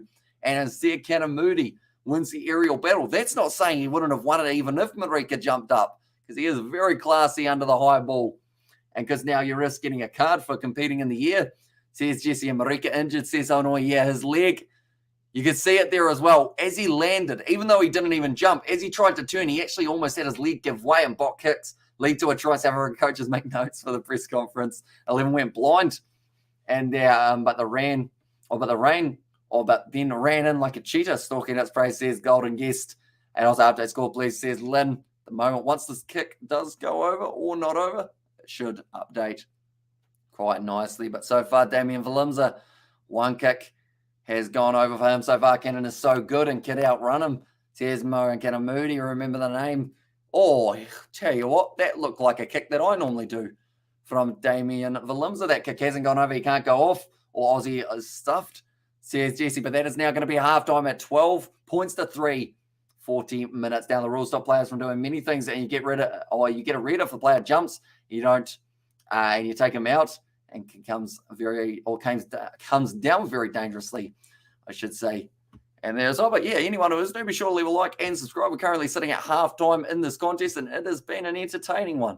A lot of these guys want to be able to prove that they are the guys to go in the starting lineups in the upcoming games. For Argentina, they are going to be playing South Africa. For Australia, they are going to be playing up against New Zealand as well. And also, Moody is for us, says Lenny, certainly is. Cannon Moody does absolutely beautifully, gliding through the air like he's a gazelle. Do gazelles glide? Gazelle's a bird, isn't it?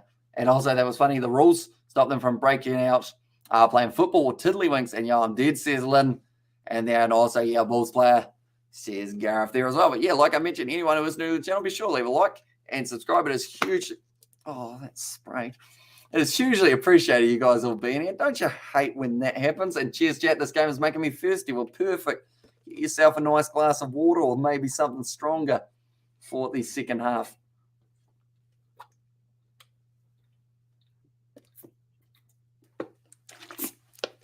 Got to stay well hydrated. We're going to end week 4 with every team winning one and losing one, or winning 2, losing 2 at this stage, which is going to be really weird to see how close the competition is going. And I would say if every team end up winning 2 and losing 2, more than likely, I would say Springboks are the favourite to win the Rugby Championship. And Nick White for the best Oscar. Maybe have some fruit. Too much water isn't good for you, says Tuxter. So yeah, I will probably end up having some sort of fruit or food afterwards. I'll probably have some eggs, something along those lines. But anyone who does want to be able to watch this game, be sure to check out the link in the description, or actually, sorry, it's not in the description. I will actually put it as a pinned comment to make it a bit easier. But it is a link for a VPN that you can download. Then from there, set yourself to Australia, and you will be able to watch the games from 9 now. Any Australian home game, that is completely free. Or you can get a Stan Sports subscription, which I actually would recommend. It's not that expensive compared to DSTV. And alongside that, you do get access to not just these competitions, but also a few of the other sporting events that do take place around Australia and also around the world. And it is that they like Bunny, let's go Boca. I love you right now, says Aiden. And if Nick White wins the Oscar, gets slapped by Fuff on the stage. And this is the most fascinating championship I've seen, all square after 4 rounds should the Box win. And in the past, Rian, and they should stay there. Those pretzels are making me thirsty. And also we have got their Wallabies haven't looked like scoring yet, says Joe Weber. Yeah, only just the one chance I think they have had that made them look very decent. Other than that, though, I agree. It seems like it's been all Springboks. The Wallabies hardly even out of their own half in that first 14 minutes or so. Looking through at match stats, position, it says 57% in favour of the Springboks, but I would have it probably a little bit higher. I think the most stupid rule is getting carded if you don't get the intercept shots. Many from even attempting it, and bench haven't come on yet. Right, no players at all have been replaced, other than one for Australia, which is due to an HIA check that they are doing. So Hunter Paisami's off and Andrew Callaway is on the park. Other than that, it is all the same as what we have seen for the starting lineups. And also Sheep Drench on Sky, I have to watch because paying for it, I guess, as well, says GC. And also, are you going to do any more commentary tonight or tomorrow? Amish, says John.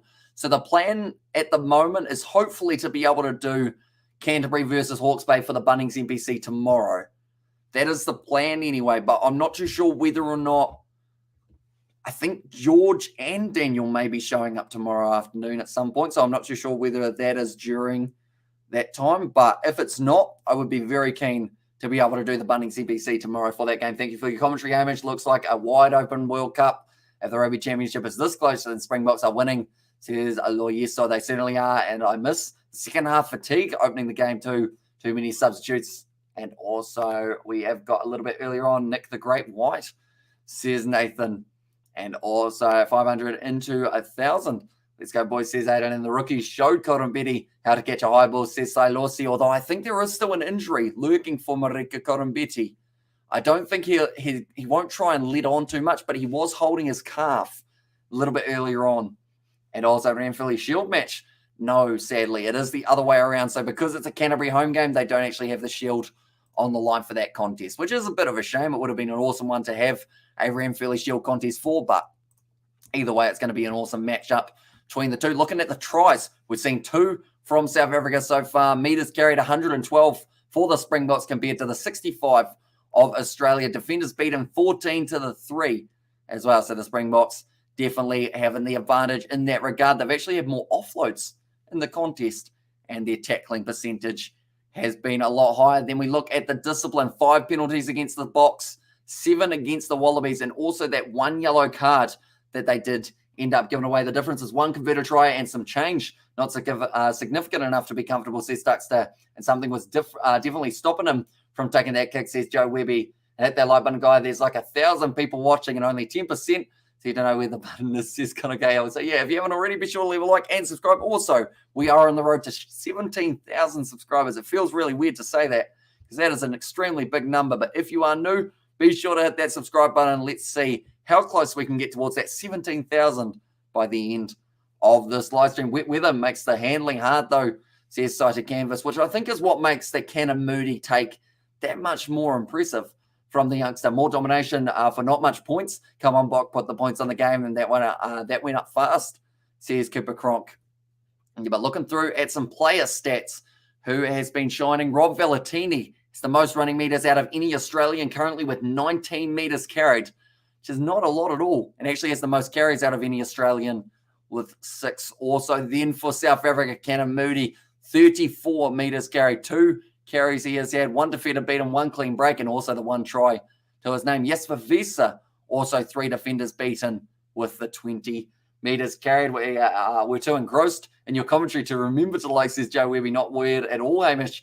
It's your hard work and dedication that made it that way. And yeah, I'm not too confident. Would have liked to go on with a 2-try lead, says Gareth there. And what a win for Northland today. Yeah, that was absolutely incredible. Their first win up against Auckland in about 40 years at home, 20 years at home or away. And also teams should go for penalties more on wet weather rugby, says Stuckstone. Smash that sub button like the boys did the RGs. What a response from the All Blacks. Thoughts on the match? What do you think was impressive from the All Blacks? I think their handling was a whole lot better. They only dropped the ball 3 times compared to the 11 that we saw from the Pumas. So that was a massive game changer. In this game, we're seeing quite a few handling errors. A lot of that could be put down to the wet weather. Fraser McWright has been working extremely hard. He's made 9 tackles throughout this first half and 7 for Matt Phillip. Then the tackles for South Africa, the most is Jasper Visa, sitting on 6. So actually leading the running meters for a forward. We have got a new member. Thank you very much, Jesse. Hitting that membership button.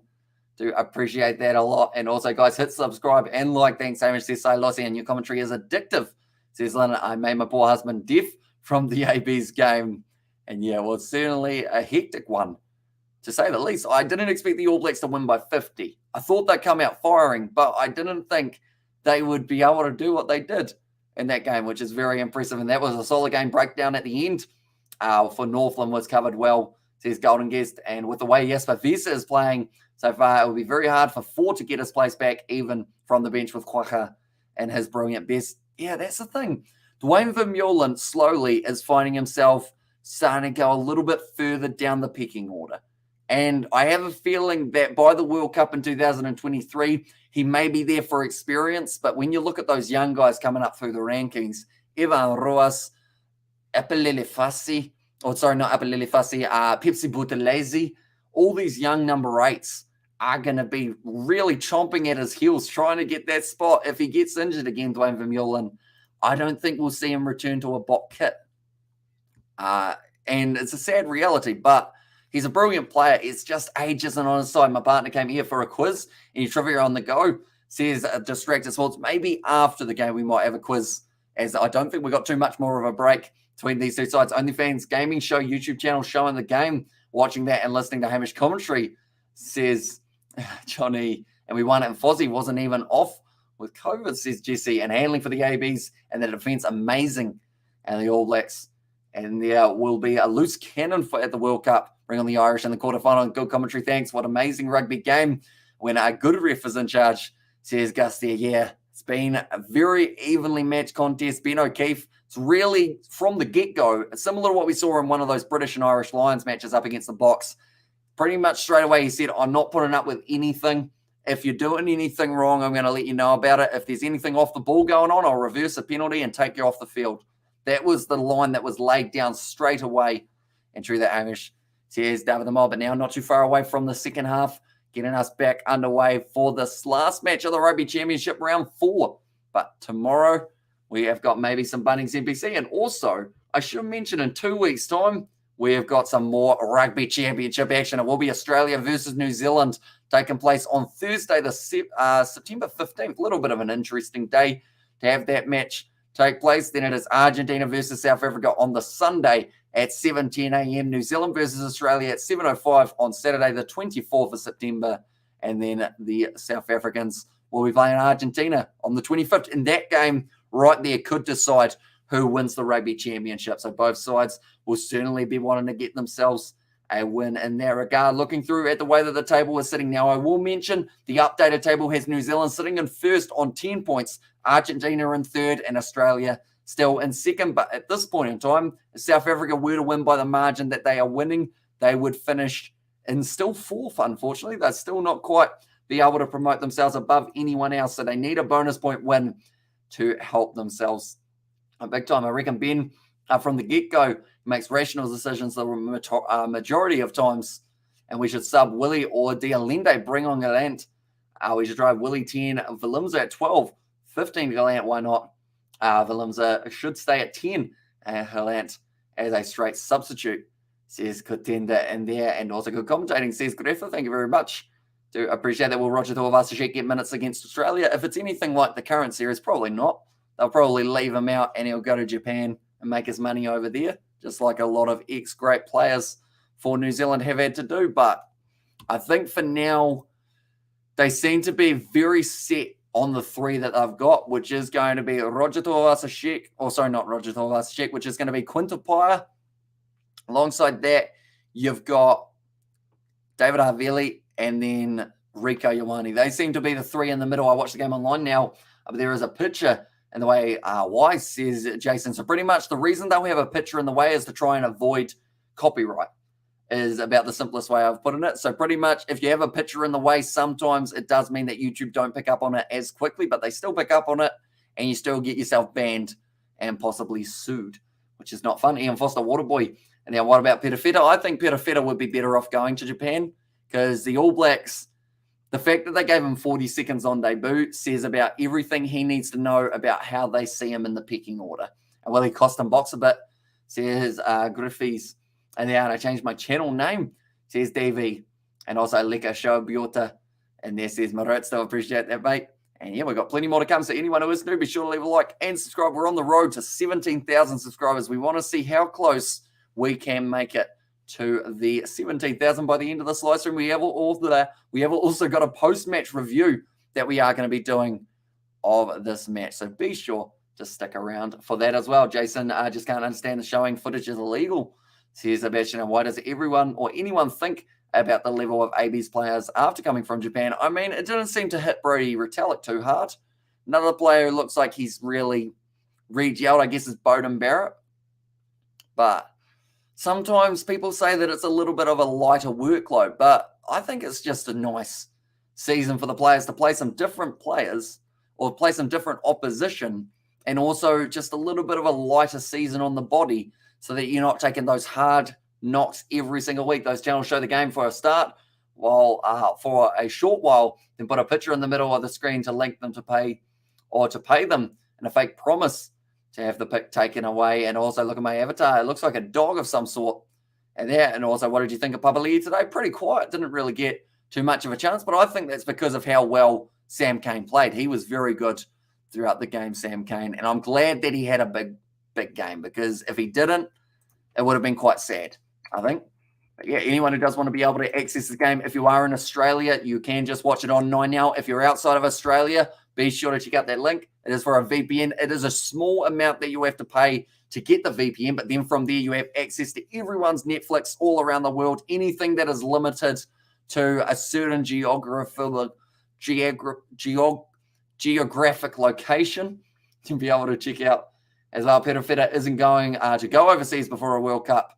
I think Stephen Donald, Rugby World Cup 2011. Hello, Hamish. You must be feeling better after the AB's got the job done. It was nice to see them actually play well for a week. I do feel bad for Argentina, though, and I hope they don't drop their heads, and we do get to see some big plays from them up against South Africa in Argentina. Beaver wins Rugby World Cup 2023. Lots of odds at the moment, though, through halftime, says Johnny. So the second half just about to kick off. Will be South Africa getting us back underway for this match at Allianz Stadium. Kicked long and deep into the 22, and it looks like straight away Australia will fire back with a kick of their own. It hasn't found touch, so a good attacking opportunity now for Jasper Visa, who runs it hard. Marika Korombedi is still only running on 1.5 legs, it seems. I don't think his leg has quite come right, but I don't see Hunter Paisami back from the HIA, so that is the risk of going with the 6-2 split, something that the Springboks experienced for the 2 games up against the All Blacks. Now Nolalicio kicks it downfield. Willie LaRue manages to clean it up, passes off to Damian Valimza. Goes for the kick. He shanked that one. Not go the way that he wanted. Now Lent Ikatel fires back with a kick. Great hands from Willie LaRue. Takes it one-handed and fires it back with the left boot, looking for the touch line. It goes close, but it's going to be cleaned up. Now it seems like it's going to be a battle of force back for a start. Good attack and run from Tom Wright. Tried to get up and go again. It was close to the penalty. So it's a great tackle from Ludiacha. Now Matt Phillip driven backwards. Nick White looking to the short side. One more back to Hodge. Or Tom Wright stayed down. They don't have any more back replacements other than Jake Gordon at this stage. And also good stuff, Hamish. Watching on Stan. The commentary on here is priceless, mate. Says Steve Smith. Do appreciate that, mate. And hope you have been enjoying your work. I know you were working last weekend. Are you getting today off, or have you just finished your work perhaps? And it's my border collie puppy. Says DV, that one's going to be bouncing up for Nolalicio. Goes across to Nick White. Has a bit of a run. Missed the tackle there. Was Mustert straight back down the middle of the park. Sits up for Willie LaRue. It's just going to be a kicking battle. Well, it looks like the first couple minutes of the second half. Willie LaRue taken down by Fraser McWright. Still trying to turn this one over.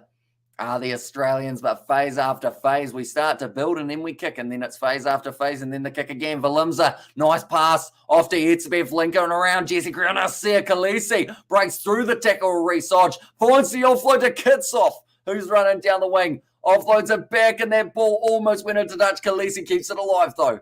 Now, Makazole Mapimpi finds himself in the midfield, taken down by Matt Phillip. Thank you for the commentary, Average. Says Ethan, no worries at all, mate. Now, nice pass up to Malcolm Marks, 22 metres out, and the Springboks continuing to try and find their chance. Damien Tialina goes to the other. Damian Mustert, is he going to run it in? He sure is. And he was tackled high in the process. So if he didn't get it down, it would have been a yellow card probably for Fraser McWright. And also, we have got there Sebastian, mate, hope you're well. Says Steve Smith, but Franco Mustert scores a try. Who would have thought it? First try of the second half, first try of 2022 for Franco Mustert as well, I would think. But Kitsoff's done brilliantly. And so did Sia Khaleesi, just keeping that ball in the field of play. The Springboks have come back today, and they look like they are more fired up than they've ever been. And also much love from Johannesburg, USA. Johannesburg, South Africa, I should say. And also give him a yellow as well, says Gareth. And that's what we saw from Matt Phillip. He managed to get himself a yellow alongside the try being scored.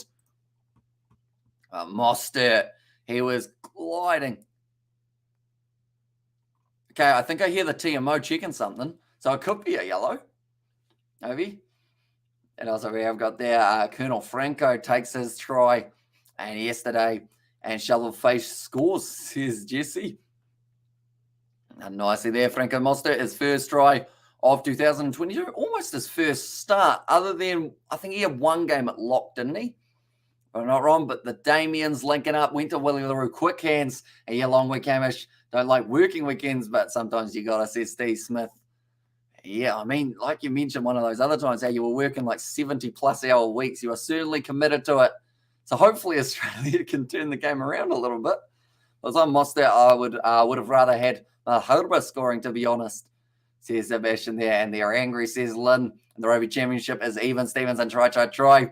And this will be Dwayne's first off the bench game, says average YouTube user. And I would have thought, to be honest, I don't know whether or not this is a popular opinion. This is the one that I had for the first game that Vermeulen was back. I think he should have come off the bench rather than starting. I think it was too soon. That's going to miss from Valimza, so that is going to remain with a 2-converter try at advantage in favour of South Africa. Now, I'm a bit concerned because I saw Tom Wright also staying down.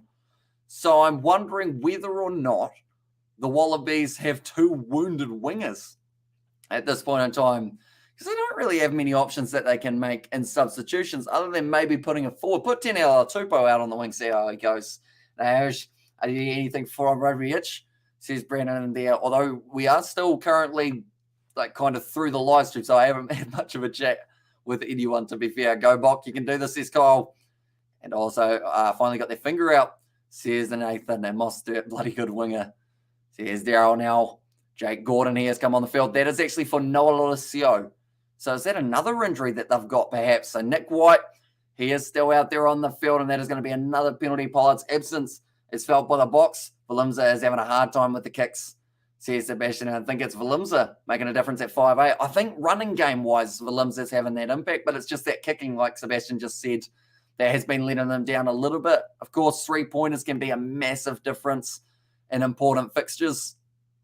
Yeah, either Valimza, maybe just the nerves of this being its first game, getting to start at 10, though, may have played a little bit of a factor. Super hot fire. I went to get some beers, then returned, boom, another try. I'm loving it, says Nkossi there. 46 minutes through. Rob Leota. Looks like he might not be too far off getting his chance. Also, Pete Samu on the bench. Dave Parecki, Scott Seo. And also, Scott Seo patting Rob Leota's mullet. And also, we have got there having 2 back reserves can always come back to bite you in the bums, is Joe. And yes, South Africa, they found that out in both games up against the All Blacks. And now the Wallabies are finding it out in this game. They missed out because of their man getting the HIA. Hunter Paisami, he has not returned out onto the field. So I think that is somewhere that has really cost the Wallabies here, getting the selection slightly wrong. And also, yeah, Damo is struggling with the kicks. Solid everywhere else. There's Cited and Bok, try. Here's RJJ, and currently the Springboks have got this ball once again, 35 metres out. Mustert in the midfield does crash it hard at the line. Now Hendricks back into the pocket. Thought for a second Valimza was going to go for the drop kick, but he's put it high. Now Makazole Mapimpi has been obstructed. Okay, the mark has been called. They do have to go back 10. Now it looks like Tom Wright wants to keep this one alive relatively quickly. Yeah, it's kicked downfield. Willie LaRue now goes off to Damian Valimza. Looking for the kicker behind the 50-22. No, it's going to pull up inside of the in-goal area. And Tom Wright does decide to run it out. A little bit risky, definitely because Marika Korombete hasn't got the biggest legs underneath him at the moment with the injury. Now he's on top of him. Tom Wright and Marika Korombete trying to make a new winger. Now, Nick White going to be sitting there 10 metres out from the line. Looks like he's going to be going for the kick. And sorry, I'm 3 minutes behind, says RJJ. And it's 5 o'clock somewhere, Debbie. And also, why do your post-match with more views than your live commentary, says Brandon. That's a good question. I mean, we normally do post-match for about a 30-minute to an hour. We are actually going to be doing it after this one. So anyone who does want to check that out, be sure to check it out. Wait, who's writing who? No, Marika was on top, and Tom Wright was underneath. They ended up in an awkward position that I'm sure someone would have screenshotted and will be in both of their DMs later on. Now, Malcolm Marks, 22 metres out. Springboks with another line-out opportunity. The clock is ticking by relatively quickly here. 48 minutes gone. They need to make sure that the Springboks they keep that lead that they've got. Nicely taken by Diacha. Now short ball. Dialende goes to Krill. 2 in the midfield. Linking up very nicely for the box. It could be a penalty. No, Valentini just manages to get out of the way. Now Ser Khaleesi. Nice attack and run. Hendrickse goes short to Ludiacha. Almost stripped by Andrew Callaway. Now back again to Hendrickse. Kits off. Short ball to Khaleesi, the skipper. Trying to get himself in for a try in this game. Wide pass. It's an interception. That was not the choice from Willie LaRue. That was the best goal. Now it's going to be back on the side of the Aussies. And also we have got there, Gareth just trying to get her to have just one, says Ngosi. And that quite reminds me of the mini Danny Day-Lewis and gangs in New York. And also nice stride and also 1 try. And we lead by 19 points. Exactly right. Although 1 try for Australia. And that gap is cut down majorly in the deficit. So that is the risk and reward factor that they find themselves in at the moment. It is going to be kicked downfield from Australia, just clearing their lines. They being able to now catch their breath. And also, Kiwi says, Bees, and I do not slack down box. Keep up the momentum, says Kobe. Yeah, the last thing they want is to take their foot off the gas. They've got them under pressure here, Australia. They don't seem to be able to exit that 22, similar to what we saw in the first half. I know Evan Ruas, and something is terribly wrong. We can have so many up and down games, says Joe Webby, and I've noticed Franz Maharba has been hitting rucks harder than usual. And I think that is because of maybe the halftime chat. That is going to be a loose ball, and now Australia have actually been able to steal that one back in the form of Fraser McWright. But yeah, I think it would be at halftime he would have been told, right, you go out there and you put absolutely everything into this because you're getting subbed off at 50 or so minutes. So Franz Maharba, he will keep on going and going and going. He'll get subbed. And then we get to see Trevor Nakanye make its way out there. It's not over until it's over. Remember, Scotland down 31-7 at Twickers. Anything is possible. Exactly right. Australia, they have now got themselves a scrum feed. And that is from about 40 metres out from the line. So if they score 1 try and convert, they're within 7. Well, they are 7 behind.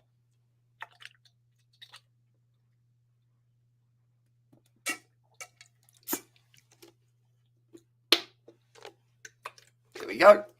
I'm working on drinking 3 litres of water a day. Oh, Taliela Tupou is injured. How's that happened? But he's on the bench.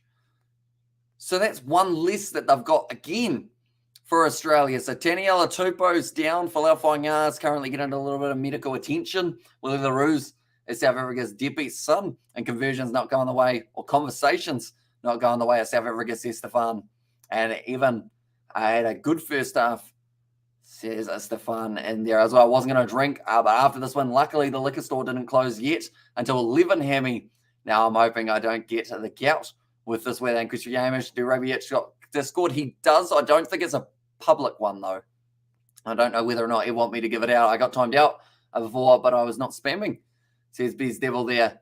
And Darkest Day and English rugby history. And also, anyway, anyone know what time they're launching the rocket from Houston, US? Is that happening, is it? I didn't even realize there was one coming up and injured. Says Jesse, and I don't know water. Oh, I don't know water is too many Red Bulls, Hamish. And there says Stephen. Or sorry, says Steve rather than Stephen. But yeah, me and George, we're having a healthier month of eating for September. So I don't know whether or not there'll be too much KFC on our table over the next 30 days. But there is a video coming up, taking place. Probably you guys will get to see it in November. And it will make a lot more sense of why I'm doing a slightly healthier eating this month. Does rugby need an annual Tier 1 global championship to replace the World Cup drag? Says Gita, it would be quite cool to see a little bit of a, like, maybe 10 nations go at it. Now it's going to be in behind and it's going back for the penalty to Australia, staying to replace Willie hopefully soon. And Devia said I'm back. And there, and can we sneak Ian Foster onto the rocket? And also, it was a great day for me, says Steve, for that one as well. Yeah, well, Scotland, anytime Scotland win, there's normally one guy I think of, and that is you, Steve. I know that sounded like I was getting real sweet with it, didn't it? And also, of course, if I had to think of another man, it's Zombie Stuart Hogg. The boy's looking worse for wear, but he's still hanging in there just for now, hoping to I mean, the question is, will he last longer than Ian Foster on the other side? Is he staying on a bit longer? So he decided, yeah, he did get himself in the wrong position there, giving away the penalty for that one. And I was like, I got timed out today, but I wasn't spamming. Sometimes you can accidentally get timed out if like someone above or below you is spamming. Like sometimes with how quick the chat goes, sometimes it can be a misclick. So I wouldn't take it too personally. A raw DV Devil. And also hopefully missing conversions won't come back to haunt South Africa, says the elbow. And now currently Australia, they've got another advantage. 10 metres out from the line. Eketel goes back to Hodge. Tom Wright takes it nicely now, holding the ball in one hand, flicks it back to Andrew Callaway. In fact, it's Jake Gordon who has got that one, of course. Another back replacement that they did have to use. Now Fraser McRae goes back to Hodge. And looks like Jaden Hendrickson sits down for a bit longer. Now going short side after Alan Alaratoa. You're also Scottish Hamish, says Maritz. Yeah, I think deep down I got a little bit of Scottish in there. Visa steals the ball, but it's going back for another penalty to Australia. And also we have got there, I can imagine, I remember saying to myself again and again, surely not, and they actually did it, says Sebastian. And there were Jasper Visa to try and turn that ball over. I want to say, who was it that got penalised for that one? Okay, it was actually Jasper Visa who had his hands down, and bugger thought we could sneak Ian onto the rocket. Says Nathan, now Australia going to be going for the corner once again. I got a piece, says DV. That's the problem with drinking so much water as well. I probably will need to go soon. Oh, that kick only just was inside of the 5 metre line. And also, man, momentum is swinging Aussie's way. And how many penalties have been awarded in this game so far, says Stefan. I'll have a quick look. I know that in the first half, Australia gave away a lot more penalties than the Springboks, but now it is 6 penalties against the Springboks, 8 against the Wallabies. Now thrown in by Whainga, taken nicely by Holloway, sorry. Marching forward for the rolling maul. Who's got it? Where's the ball? It's been locked at the back for the Wallabies. Now Nick White manages to get the pass away to Leonard Cattell. Almost going through. Mustert tries to get in. It's going to be another penalty advantage to Australia. Now Nick White. Snipes tries to go to Matt Phillip on the inside. The ball's gone backwards. Now to Callaway. Currently, Nick White gives it off to Corumbeti.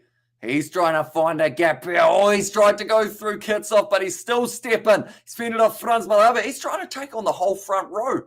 The heaviest players out there on the park for the Springboks. And Corumbeti saw it as some sort of challenge to go through. Now it's another advantage against the Springboks. Tom Wright tried to step through. Being tackled well, and ball still available for the Australians, sitting now phase 7 in a row, and it's going back for the penalty. Ill discipline. Double blow of the whistle. This might be the last warning. And also, what was your score prediction? I said either South Africa by 10 or either side. Oh, Jake Gordon wanted to go quickly. Yeah, I said South Africa by 10 or either side by less than 5. That was the call before the match. And also, we have got from Steve Smith that hog pitch is certainly becoming more zombified with age. Hamish adds to the aesthetics.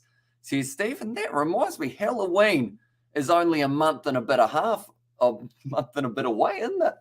So I guess we're getting closer and closer to some sort of costume. That's the thing. I don't normally dress up for Halloween, but because we do these live streams now, I feel like I should. We were Harry Potter last year for the Wales versus All Blacks game. This year, I've got a couple things planned. I'm probably going to have to buy some sort of sick-looking outfit for the Halloween. And also, there is a foot off the throttle from the South Africans, currently straight out in front. And Australia want to go for another corner kick. And it was the definition of a game of two halves. And also, we have got AW. I hope you're well, mate. I'm going to watch a video on my other device real quick. I'm going to finish it and then continue watching stream. And hi, says Kay. Welcome in. You look like Harry Potter. I actually, I wore the glasses. Currently, my other glasses, they're checking upstairs for something. Unfortunately, my other Harry Potter glasses have got a break in them. Sadly, they've only got one half. But they actually still sit all right. You wouldn't even know. Right, dangerous clean out here. What we got here. Who did it? 3 goal coming into the clean out. It's against Alan Alalatoa. I don't think there's a huge amount in it. What we got? Okay, so they're trying to say there was a shoulder to the head of Damien Dialende. To be honest, it's not a huge amount. And that,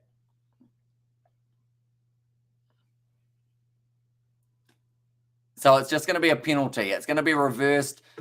And awesome, says Patrick. And then I thought England were getting knocked out in the World Cup pool play. And the World Cup was worse. I think I really struggled to speak that, didn't I? And also dress up as Fozzie for Halloween, every Kiwi's nightmare at the moment.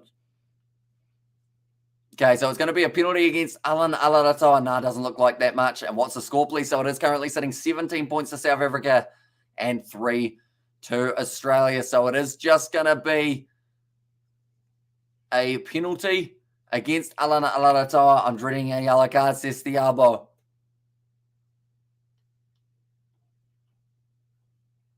Okay. Paul Williams. Both players are low. Was high contact. He wrapped him.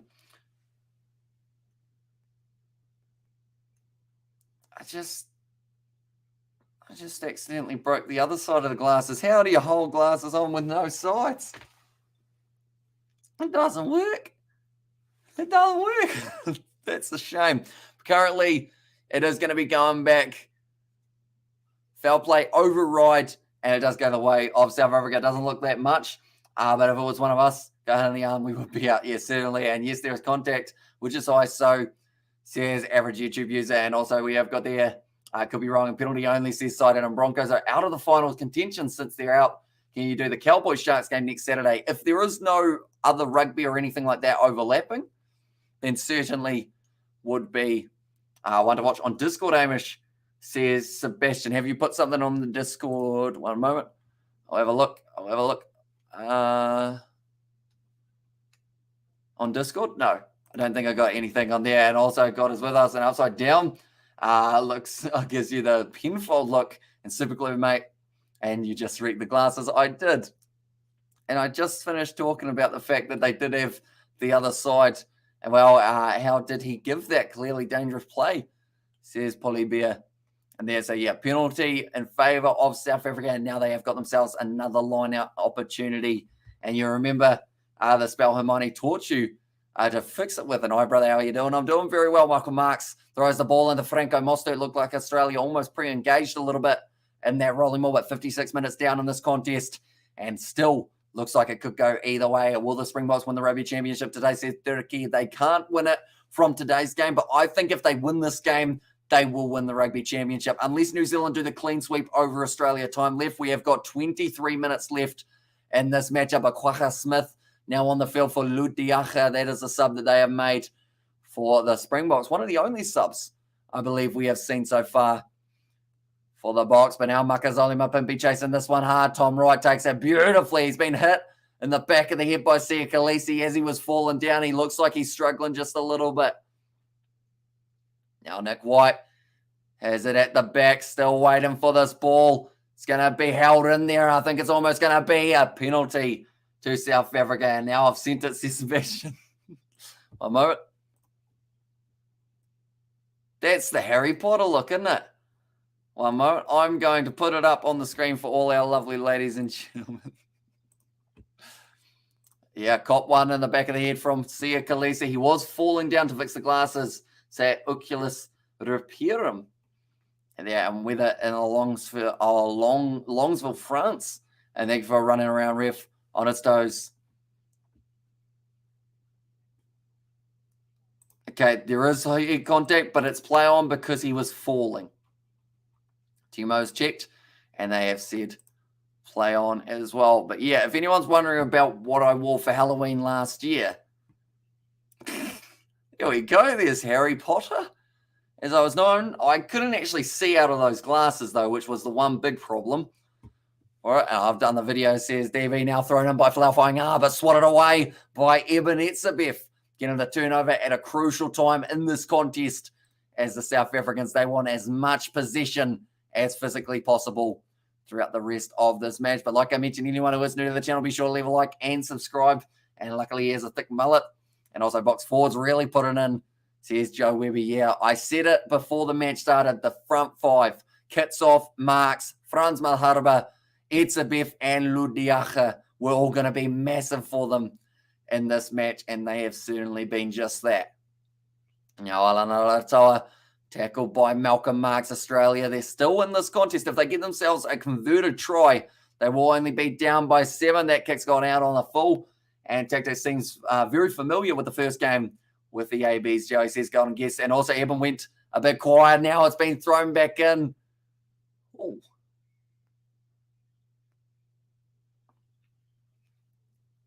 Okay, penalty has gone to the box. Sia Khaleesi is extremely fired up. He looks like he wants to start a fight with every single Wallabies player out there on the park. Brendan Brazil, go ABs, let us know on Rugby Championship. I'll pay to see Etzebeth versus Mike Tyson. And only rugby that day is Italy women's versus France. Women's, the NRL match will be way before it. So, yeah, hopefully we will be able to get that one going. Annoying when the opposition's fans are quiet until the final 10 minutes. Opposition comes from behind to snatch the wins. Opposition fans go off silence for 70 minutes, says Nathan, a new dress. As Draco Malfoy next time, you got the blonde hair for it, says Steve Smith in there as well.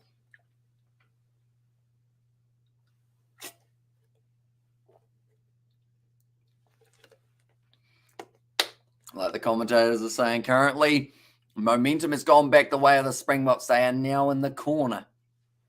10 metres out, and it's thrown in by Marks. That's a penalty. He hasn't even hit the ground yet for Mustert. So it's going to be a penalty advantage now. Short ball off to Damien Dialende. This is an ideal scenario for the Boks with penalty advantage. Dialende pumping the legs. Still going forward. All he needs is to get it down if he has. That would be poor defence from the Wallabies. And at the moment, Willie LaRue also very fired up at the moment. Maybe because he knows he's going to be subbed extremely soon. And angry LaRue. Boks forwards taking over the game. Brutal, says Joe Webby. And JP, I know at the moment, Tyson in a wheelchair. And also even, or Etzebeth versus Sunny Bill. I'm joining a game on the app that I play now. That I will still be in the stream, says DV. But now it will be Damian Valimza. If you're the Springboks here, I would consider the 3, to be honest. But then saying that, no, I take that back because you want the bonus point. That is something to take into consideration. Oh, Willie LaRue is just throwing up. I think. Is Willie LaRue throwing up? Looks like it. It looks like he's close to it. And also piss off LaRue. Good for nothing. Boks going to score. Yeah, they're looking very good. What are the TAB odds? The ABs to win the bleed is slow. I know that they are still favourites, but I believe it would be a lot closer after the last little while. Right, LaRue's finished throwing up. So he's going to be all right now. I need to put this game to bed, the Boks, and come on, boys. Says Alfonso and Sia playing dirty. Says Hanoi. And another try, says Mo. Question is, will it be a Malcolm Marks rolling maul try that we have been lacking throughout 2022? I hope we do get to see one eventually. And South Africa already have the bonus point, don't they? Says Cooper Cronk. Yeah, they do have the 3 tries, but you would think the Wallabies still have a decent chance of scoring 1.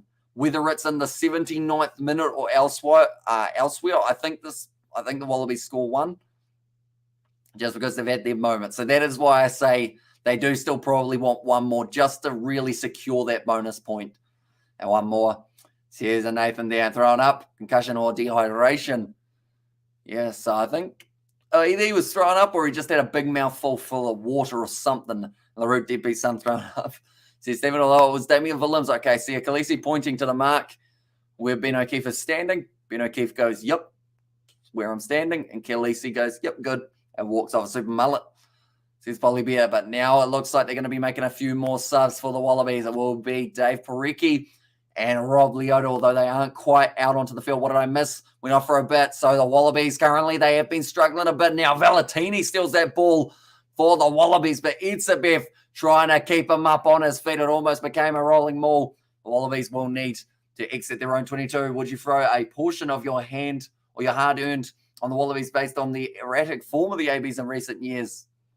Says Geeta, I'm not really much of a gambler, but I know that a lot of people probably would consider it. Oh, the Wallabies keeping that ball alive. That's actually very nicely done, although now they've taken it back into their own 22. Now, Uli Nikatel, a lot of pressure on him. Sia Khaleesi goes over the ball. He's stolen it again. And now that little mistake from the Wallabies might cost them another try. Jaden Hendrickson goes off to the right, or does he? No, he goes to the left. A big Tongan Thor. Sorry, not Tongan Thor, just Thor. Dwayne Vermeulen. Everyone's Thor out there on the park at the moment. Franz Malherbe, he's probably not too far off being Thor as well. Now, Haka Smith Nice run, 10 metres out from the line. Willie LaRue passes off to Kenamuti. Can he get the double on debut? No, he's been dragged down by Marika Koromberi. Yellow Hamish says, Kevin, welcome in, mate. Long time no see. Hope you are doing very well. Now, still going to be just on the side of the box. 7 phases in, 7 on the back of this man, Franco Mustert. Whoa, ripped away by Pete Samu. Now Valentini sends it downfield. He's bought them a little bit of time, but Willie LaRue, oh, he's going for the drop goal. It's not very high. It's gone under. Went underneath, and LaRue has messed it up. And take the point, says Junior. Franz Mahalba is 4 in the second Avengers, says Gareth. Come on, Springbok. Can they pull this off? As long as Australia don't get themselves a try relatively soon, should have a good crack for the Springboks. But they've taken it quickly. Australia, they know that they need to up the tempo here. Try and wear down the box for the last 16. Now, Springboks, they will be hoping to defend just like they have throughout the rest of the match. Lee Nicotel sells a nice dummy. Now, Nick White back across to Alan Alalatawa. Kits off the hands. We're down first. It's going to be the advantage and the penalty. Maharba is still in the budget version of the Avengers. And I guess I'm a prophet. I said that the All Blacks and Springboks would, and everyone would have the same win-loss ratio, says JP. And also we have got the AFL 6 points to Richmond Tiger and see a mad now, says Annoying. Come on the box, says Philip. And Etzebeth the Hulk, says Floyd King. You certainly would not like him when he was angry. And Etzebeth is being fired up for this contest. Work from Kitsoff initially, we thought, but he did have those hands down, and Nick got some friggin' guts. And I knew a girl who used to freeze a big bottle of water like you, Hamish. Good idea for a cold, refreshing drink in the hot summer days, says Steve Smith. Yeah, I like that tactic. I used to do it when we would go like on a school trip or something. How you wouldn't freeze the whole bottle. That is a rookie error. But what you do, right, is you tip the bottle slightly in your freezer, if that is an option, or straight sideways. Make sure you fill it up to about there, and then you freeze half the bottle with ice, and then the other half you fill up with water, and then it stays cold for a long time. One time in the New Zealand game, or is the New Zealand game, they have actually already played. They played at 7:05 up against the Pumas. I won't let you know what the score was, though, just in case you do want to watch a replay of that contest. Now, back across for the Wallabies. It's a mistake from Valentini. They're asking for the knock-on, but Ben O'Keefe says it did go backwards. Now, Rob Leota, the Rebels representative, trying to get that one going, but it was a double march. He did go down, and then he tried to go again. Stephen Spicy Plum Kitsoff and Nick White as giving the game a bad name, says average YouTube user. And also, we have got there, that was a bad decision by the ref. Khaleesi done well to keep patient, says Joe Webby. Although that one, it was fine for Khaleesi, but it was the next one against Stephen Kitsoff. And that's street smart, Hamish, in there, says Sebastian. And as Khaleesi, the real captain of the box, it seems like he's stepping up big time in this contest. That is for sure. Same with Sam Cane. It seems to be the losing captains from the first week have been having phenomenal second weeks for the head-to-head battles. Khaleesi, I mean, very, very impressive. Like they're saying, it was probably a little bit hard done by for Rob Leota being called held. And that one, but anyone who is new to the channel, be sure to leave a like and subscribe. Like I mentioned, we are on the road to 17,000 subscribers. If you do want to help us out, it's hugely appreciated. We have got plenty more rugby coming up in the near future, including the Rugby Championship, the Sevens World Cup. We will be covering on the channel also 66 minutes through Malcolm Marks with the line-out throw. Also, if you do want the ability to be able to watch the Sevens World Cup and also all of these games that take place in Australia, be sure to check out that link for the VPN that I have just put in the chat. As well, the puzzle is why the Springboks cannot turn possession into points. And when they do, it's hard work. That one's going to be kicked close to, oh, it's in goal. Tom Wright able to put it down. Good advice, Hamish, says Steve Smith. But yeah, sometimes, although you can get away with, if you want to, I feel like I'm just doing life hacks now. You can get away with filling it up to about 3/4 or so, but it's more of the case of you want to make sure with it side by side, then you can rotate the bottle and the ice makes all of the water cold. Fun fact. And thanks again for the stream, Hamish. Much appreciated. It says, Kevin, no worries at all. If Nick White was a superhero, he would be a percent man. And Vermeulen too old, says Floyd Kingy. But now LaRue goes across to Damien Dialende.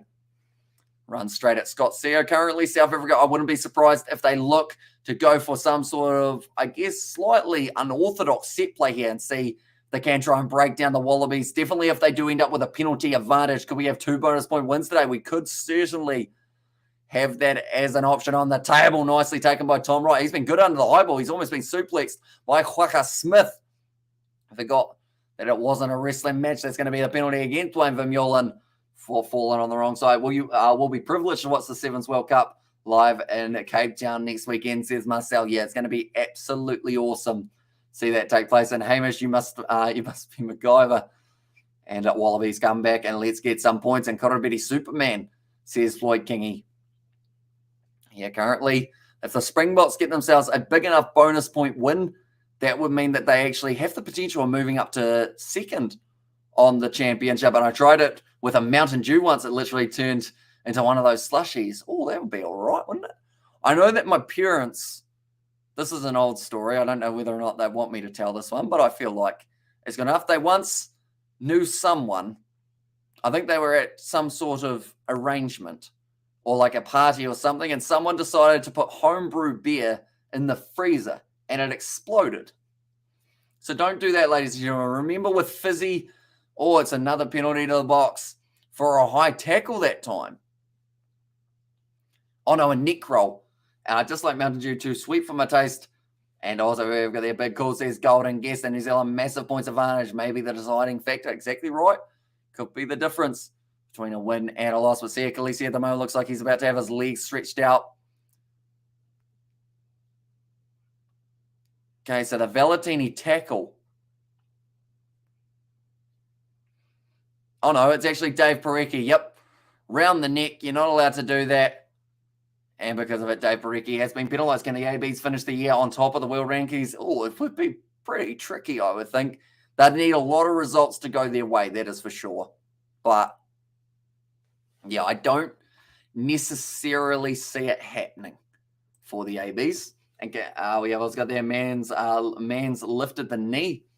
And yeah, what I'm quickly going to do though, while I'm at it, I just realized I scheduled my live stream for the wrong time for the earlier one. Instead, we will schedule it for 11:30. There we go. I actually had it scheduled for 9:45. Our post-match review, even though the match hadn't taken place at that stage. Can Springboks win the championship if other results go our way? They certainly can, as long as the Springboks win this game. If they beat Argentina twice, there is a very good chance that they walk out as Rugby Championship champions. And highly unlikely Sapitalo and Box will thrash the Aussies. Says Sarah that ABs don't deserve number 1 ranking this year. Says Floyd King. Malcolm Marks throws in, but it's going to be stolen there. And the Wallabies, they have got this one back. Wide cut out pass to Marika Korobeti. I think it was a knock-on, was it? Yes, it was. And now, once again, another mistake from the Australians had led to South Africa having the scrum feed. And also with him, that just made me think of mixing a swept soda water or even tonic water with a third Mountain Dew. It says Bjor Smith. Hopefully I say your first name right, by the way. I feel like I've kind of said it differently every time. If we just win with a bonus point, go to second in the points difference, and Mountain Dew is low in carbonation, but I think the high sugar and the little carbonation turned it into the perfect slushy. Don't freeze Coke, though. I've made that big mistake, says Steve Smith. Yeah, sometimes I know when people want to get their beer colder or like a Coke colder in a hurry, they will put it in the freezer, but you can only put it in for about maybe 15 to 20 minutes. Anything longer than that is a disaster waiting to happen. And FFS are losing our lineouts. Come on, boys. Missing Bongi badly and looking good, says Rolly. And no short answer. All Blacks cannot be number 1 this year. And also, yes, Springboks will win this game, says Nundy. It does look very likely at the moment. They have bounced back well. Same with the ABs, and every side has won 2 games and lost 2.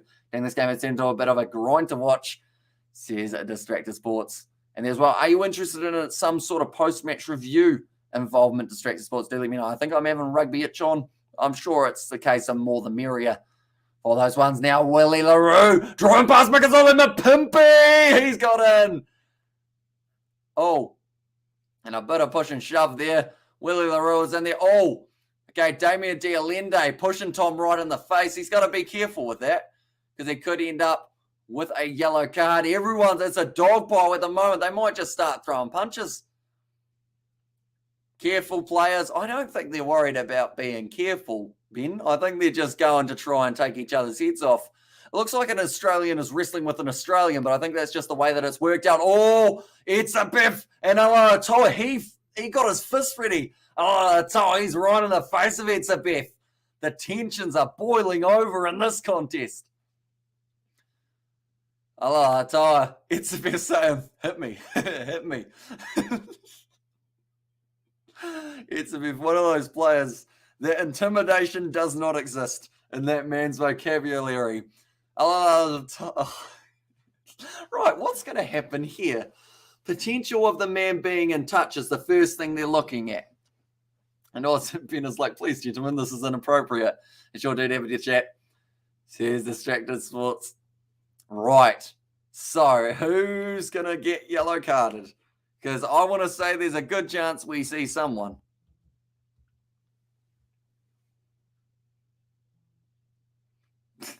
That's a perfect example of a good sentence from the French assistant referee.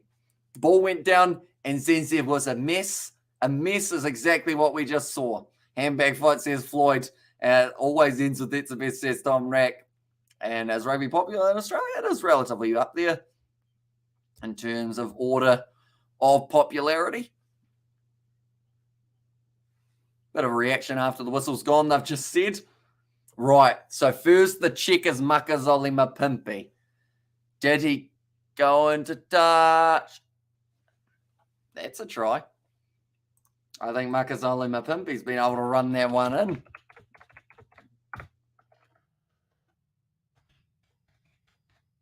Mapimpi.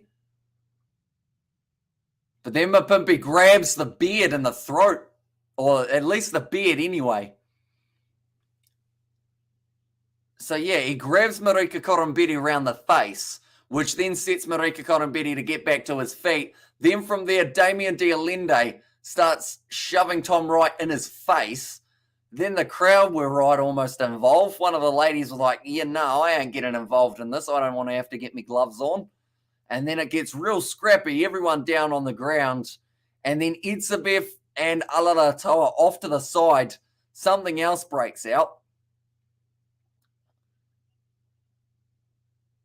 Oh, Itzabev sticks his finger in his mouth like he's trying to catch him on a hook, to which Alalatoa is not happy. Oh, tries to rake him down the face. This could be about 3 or 4 players getting themselves in the naughty chair after the way that this little segment has gone. And yeah, Alalatoa, he clenched his fist. He was like, do you want me to throw this? And Itzabev was like, yes, please, do it. I love the descriptions he stuck to. And also I heard if you wet a can of beer, wrap it in foil, chuck it in the freezer, it chills really quickly. Haven't tried that one. Yeah, the paper towel around it is a good option. The paper towel, right. Yellow card for Makazole Mapimpi for trying to start the fight, I think is what Ben O'Keefe has just said. Itzabev was angry. Him and Alalatoa could both end up in the bin. And I was, that's the way the rugby rolls. It's not for the faint-hearted, and even will kick his ass. And there's a lot of hostility in this game. The Bucks are pissed off with the Wallabies. And it sounds like a cat fight description. I love when Itzabev gets angry. His eyes just get wider and wider. Like he just...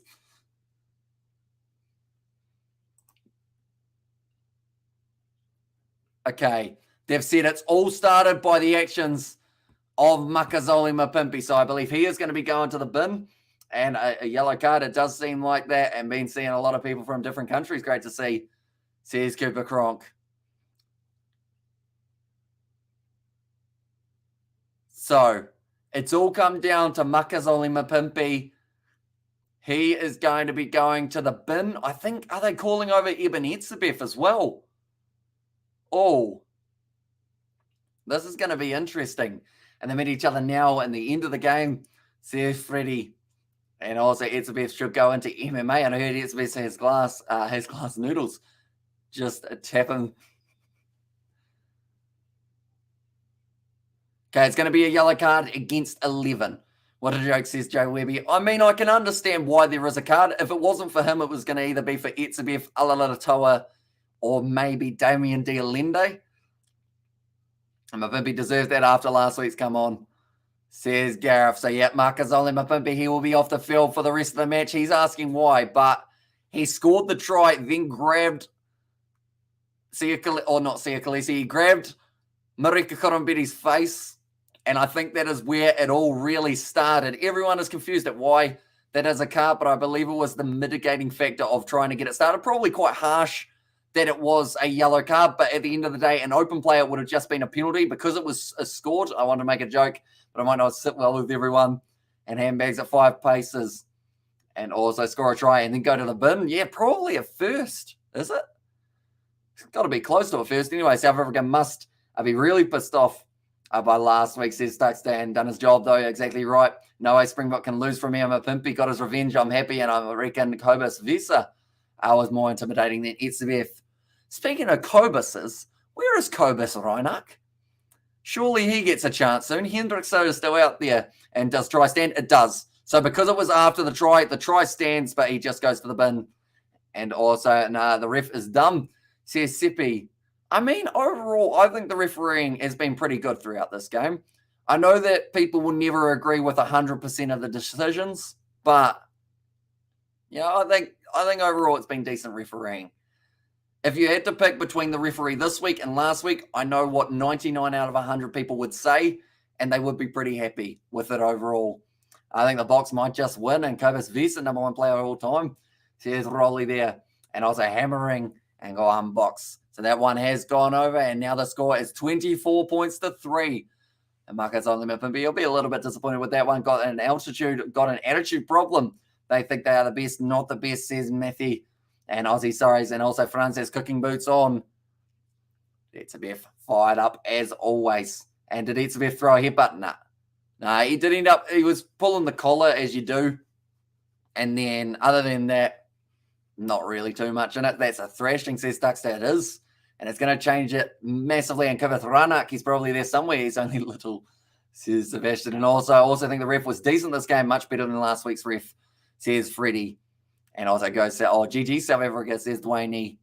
So, yeah, it is one of those ones that it's always going to be impossible for everyone to agree with 100% of the refereeing decisions throughout a whole game. But as long as it's 90% that you're like, okay, that makes sense, I'd say that that's a pretty decent effort. I'd say Ben O'Keefe this week has done very well. A Wallaby have been rogered by the Springboks, says now, yeah.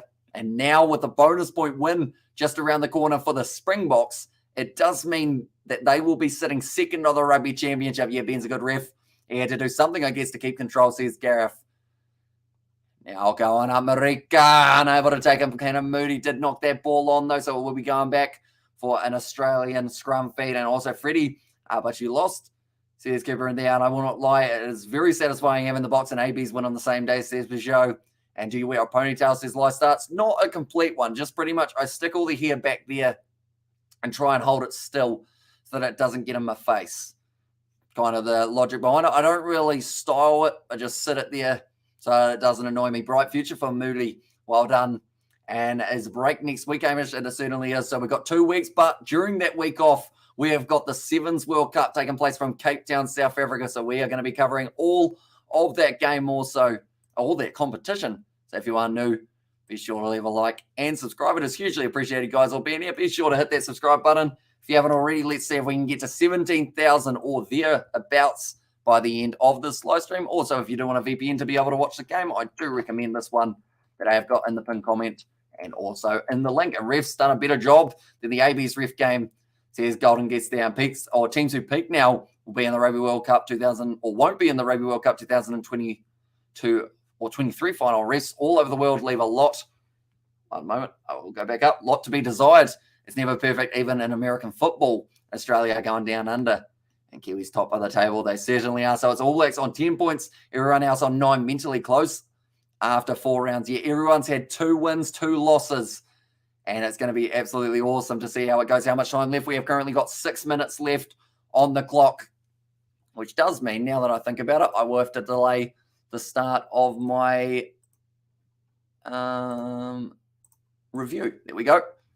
We'll go to 11:40.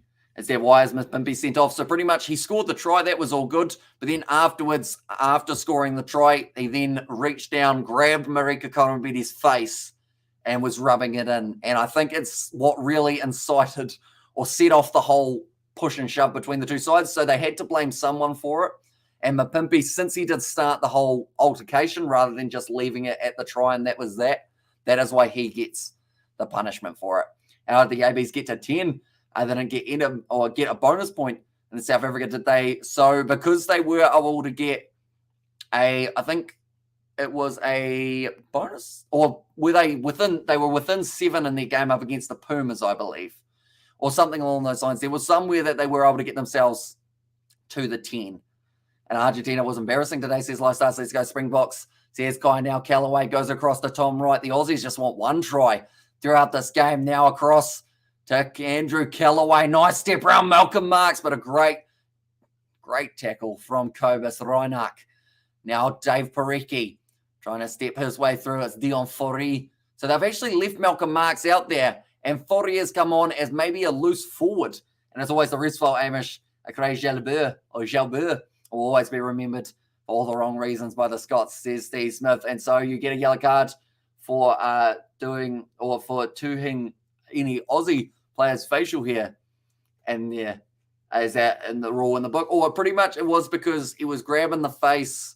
And then from there, because of what happened, it meant that everyone started almost throwing punches. So that was kind of where it came from. Really enjoyed your reporting from Durban, South Africa. Your pronunciation of these Springbok player names was very good, says Yorena. Thank you very much. Hugely appreciated. Or Malcolm Marks, he was down for half a second. It looks like he is going to be all right, though, which is very good news for South Africa, as he will be a key in the series up against Argentina. But like I mentioned, we are going to be covering the Rugby Sevens World Cup. It takes place next week. The Blitzboks are involved also alongside that. It is going to be awesome to see New Zealand, Fiji, Samoa, Australia, Argentina, France, Ireland, Wales, England, all of these sides taking part. He is the son of Jaco Reinach. And I actually learnt his father was a very good athlete, wasn't he? He actually won was it the 400 meter sprint that his father was able to win at some stage? And also fantastic commentary, Amish, and don't touch an Aussie. They break like a Ford when they get touched too rough.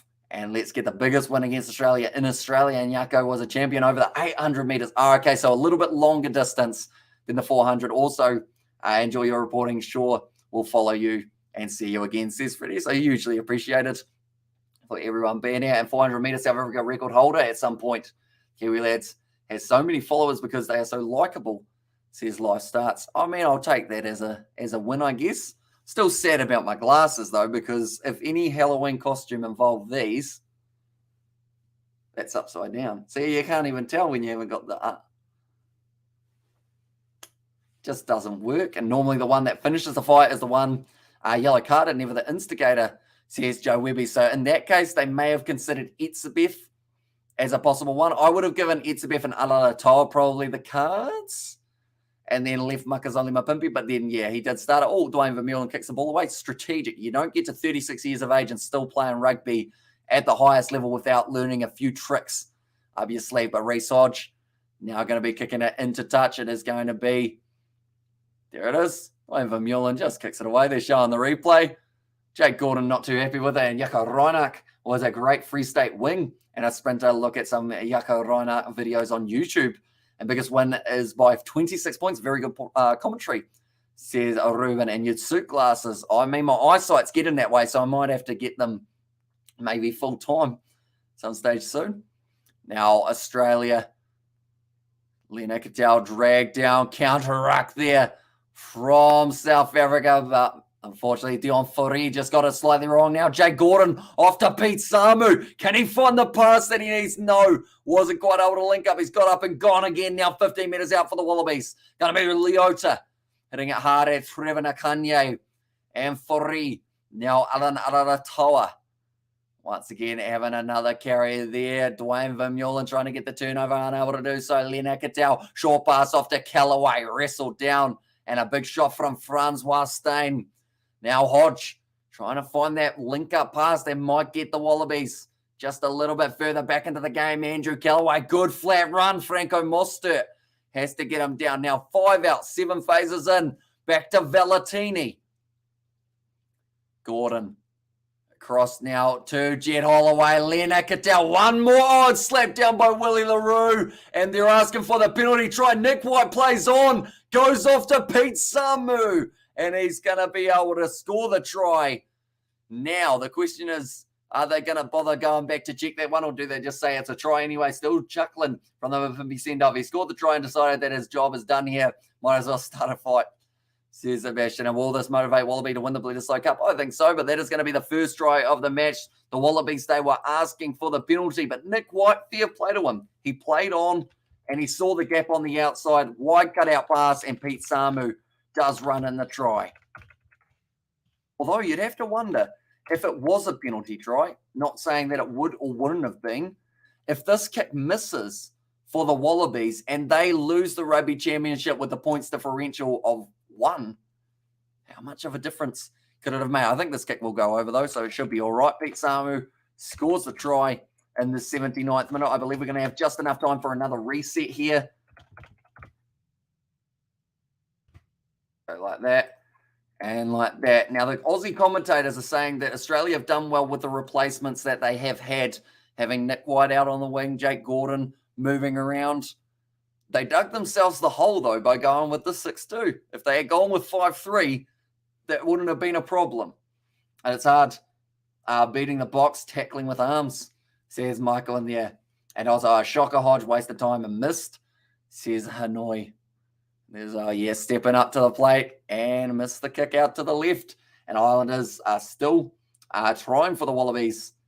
And also, we get that for 7. Sure, Kenya is the deal, or is the deal to keep. Yeah, Kenya are going to be a good side to watch out for after a successful tour in the LA Sevens, or a successful leg try for the Aussies, not even to prevent the bonus point, though, says it was Sebastian. Yeah, they will need the ball as soon as this one goes further. Martin, sorry to spoil the party. And also, great box show off. Says TV signature, and nope, only 8 points. Says John there as well. The Springboks, they kick off. That one is swirling awkwardly. And now the Wallabies, they look like they want one more try perhaps just around the corner. And if they get that, that will cancel out the bonus point of the Springboks. Reside just dropped the ball, so that will be more than likely.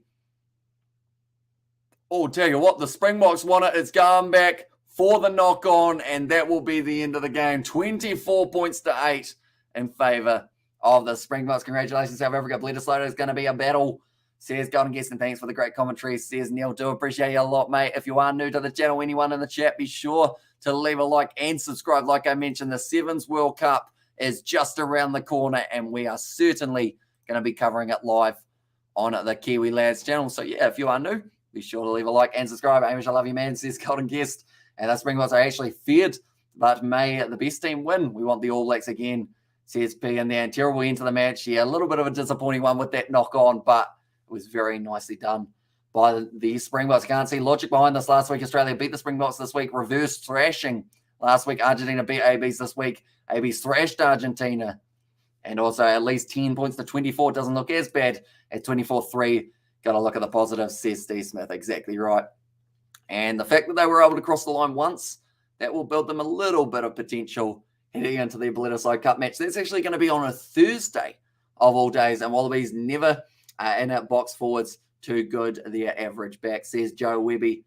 And also cheers for the amazing commentary, Hamish. Amazing as always, says Sebastian. And thanks for the great commentary as well, says Glenn. And out of the Springboks have a bonus point because they were able to score 3 or more tries than their opposition.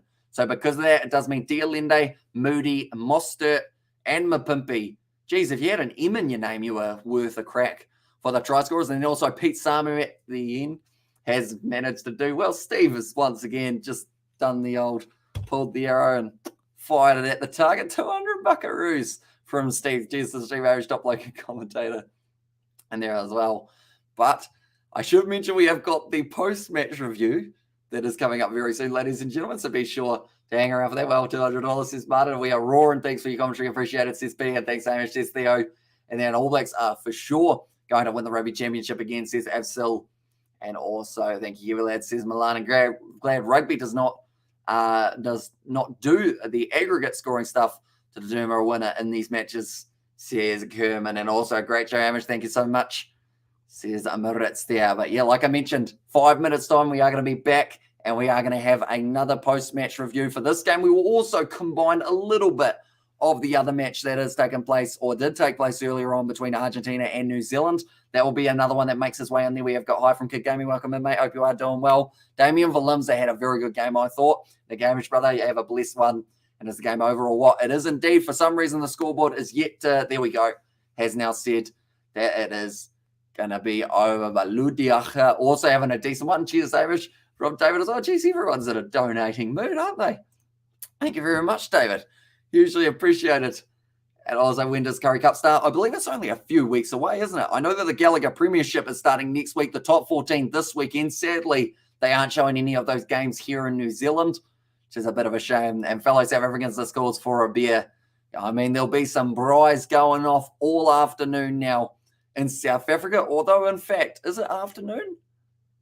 It must be, is it 1 p.m.? So, yeah, perfect time for an afternoon braai over there. Also, thank you for the broadcast. Cheers. And there, hey, it's taken till after 80 minutes before we got our first spammer. That's actually a pretty good effort. And also, I love my first visit to the Kiwi lads. Says Joe Smith. And the solid work by Damien Valimza. Says Nathan. And Willie had an ordinary game. Nothing special, says Cited. And yeah, it just seemed very fired up throughout the match, Willie LaRue.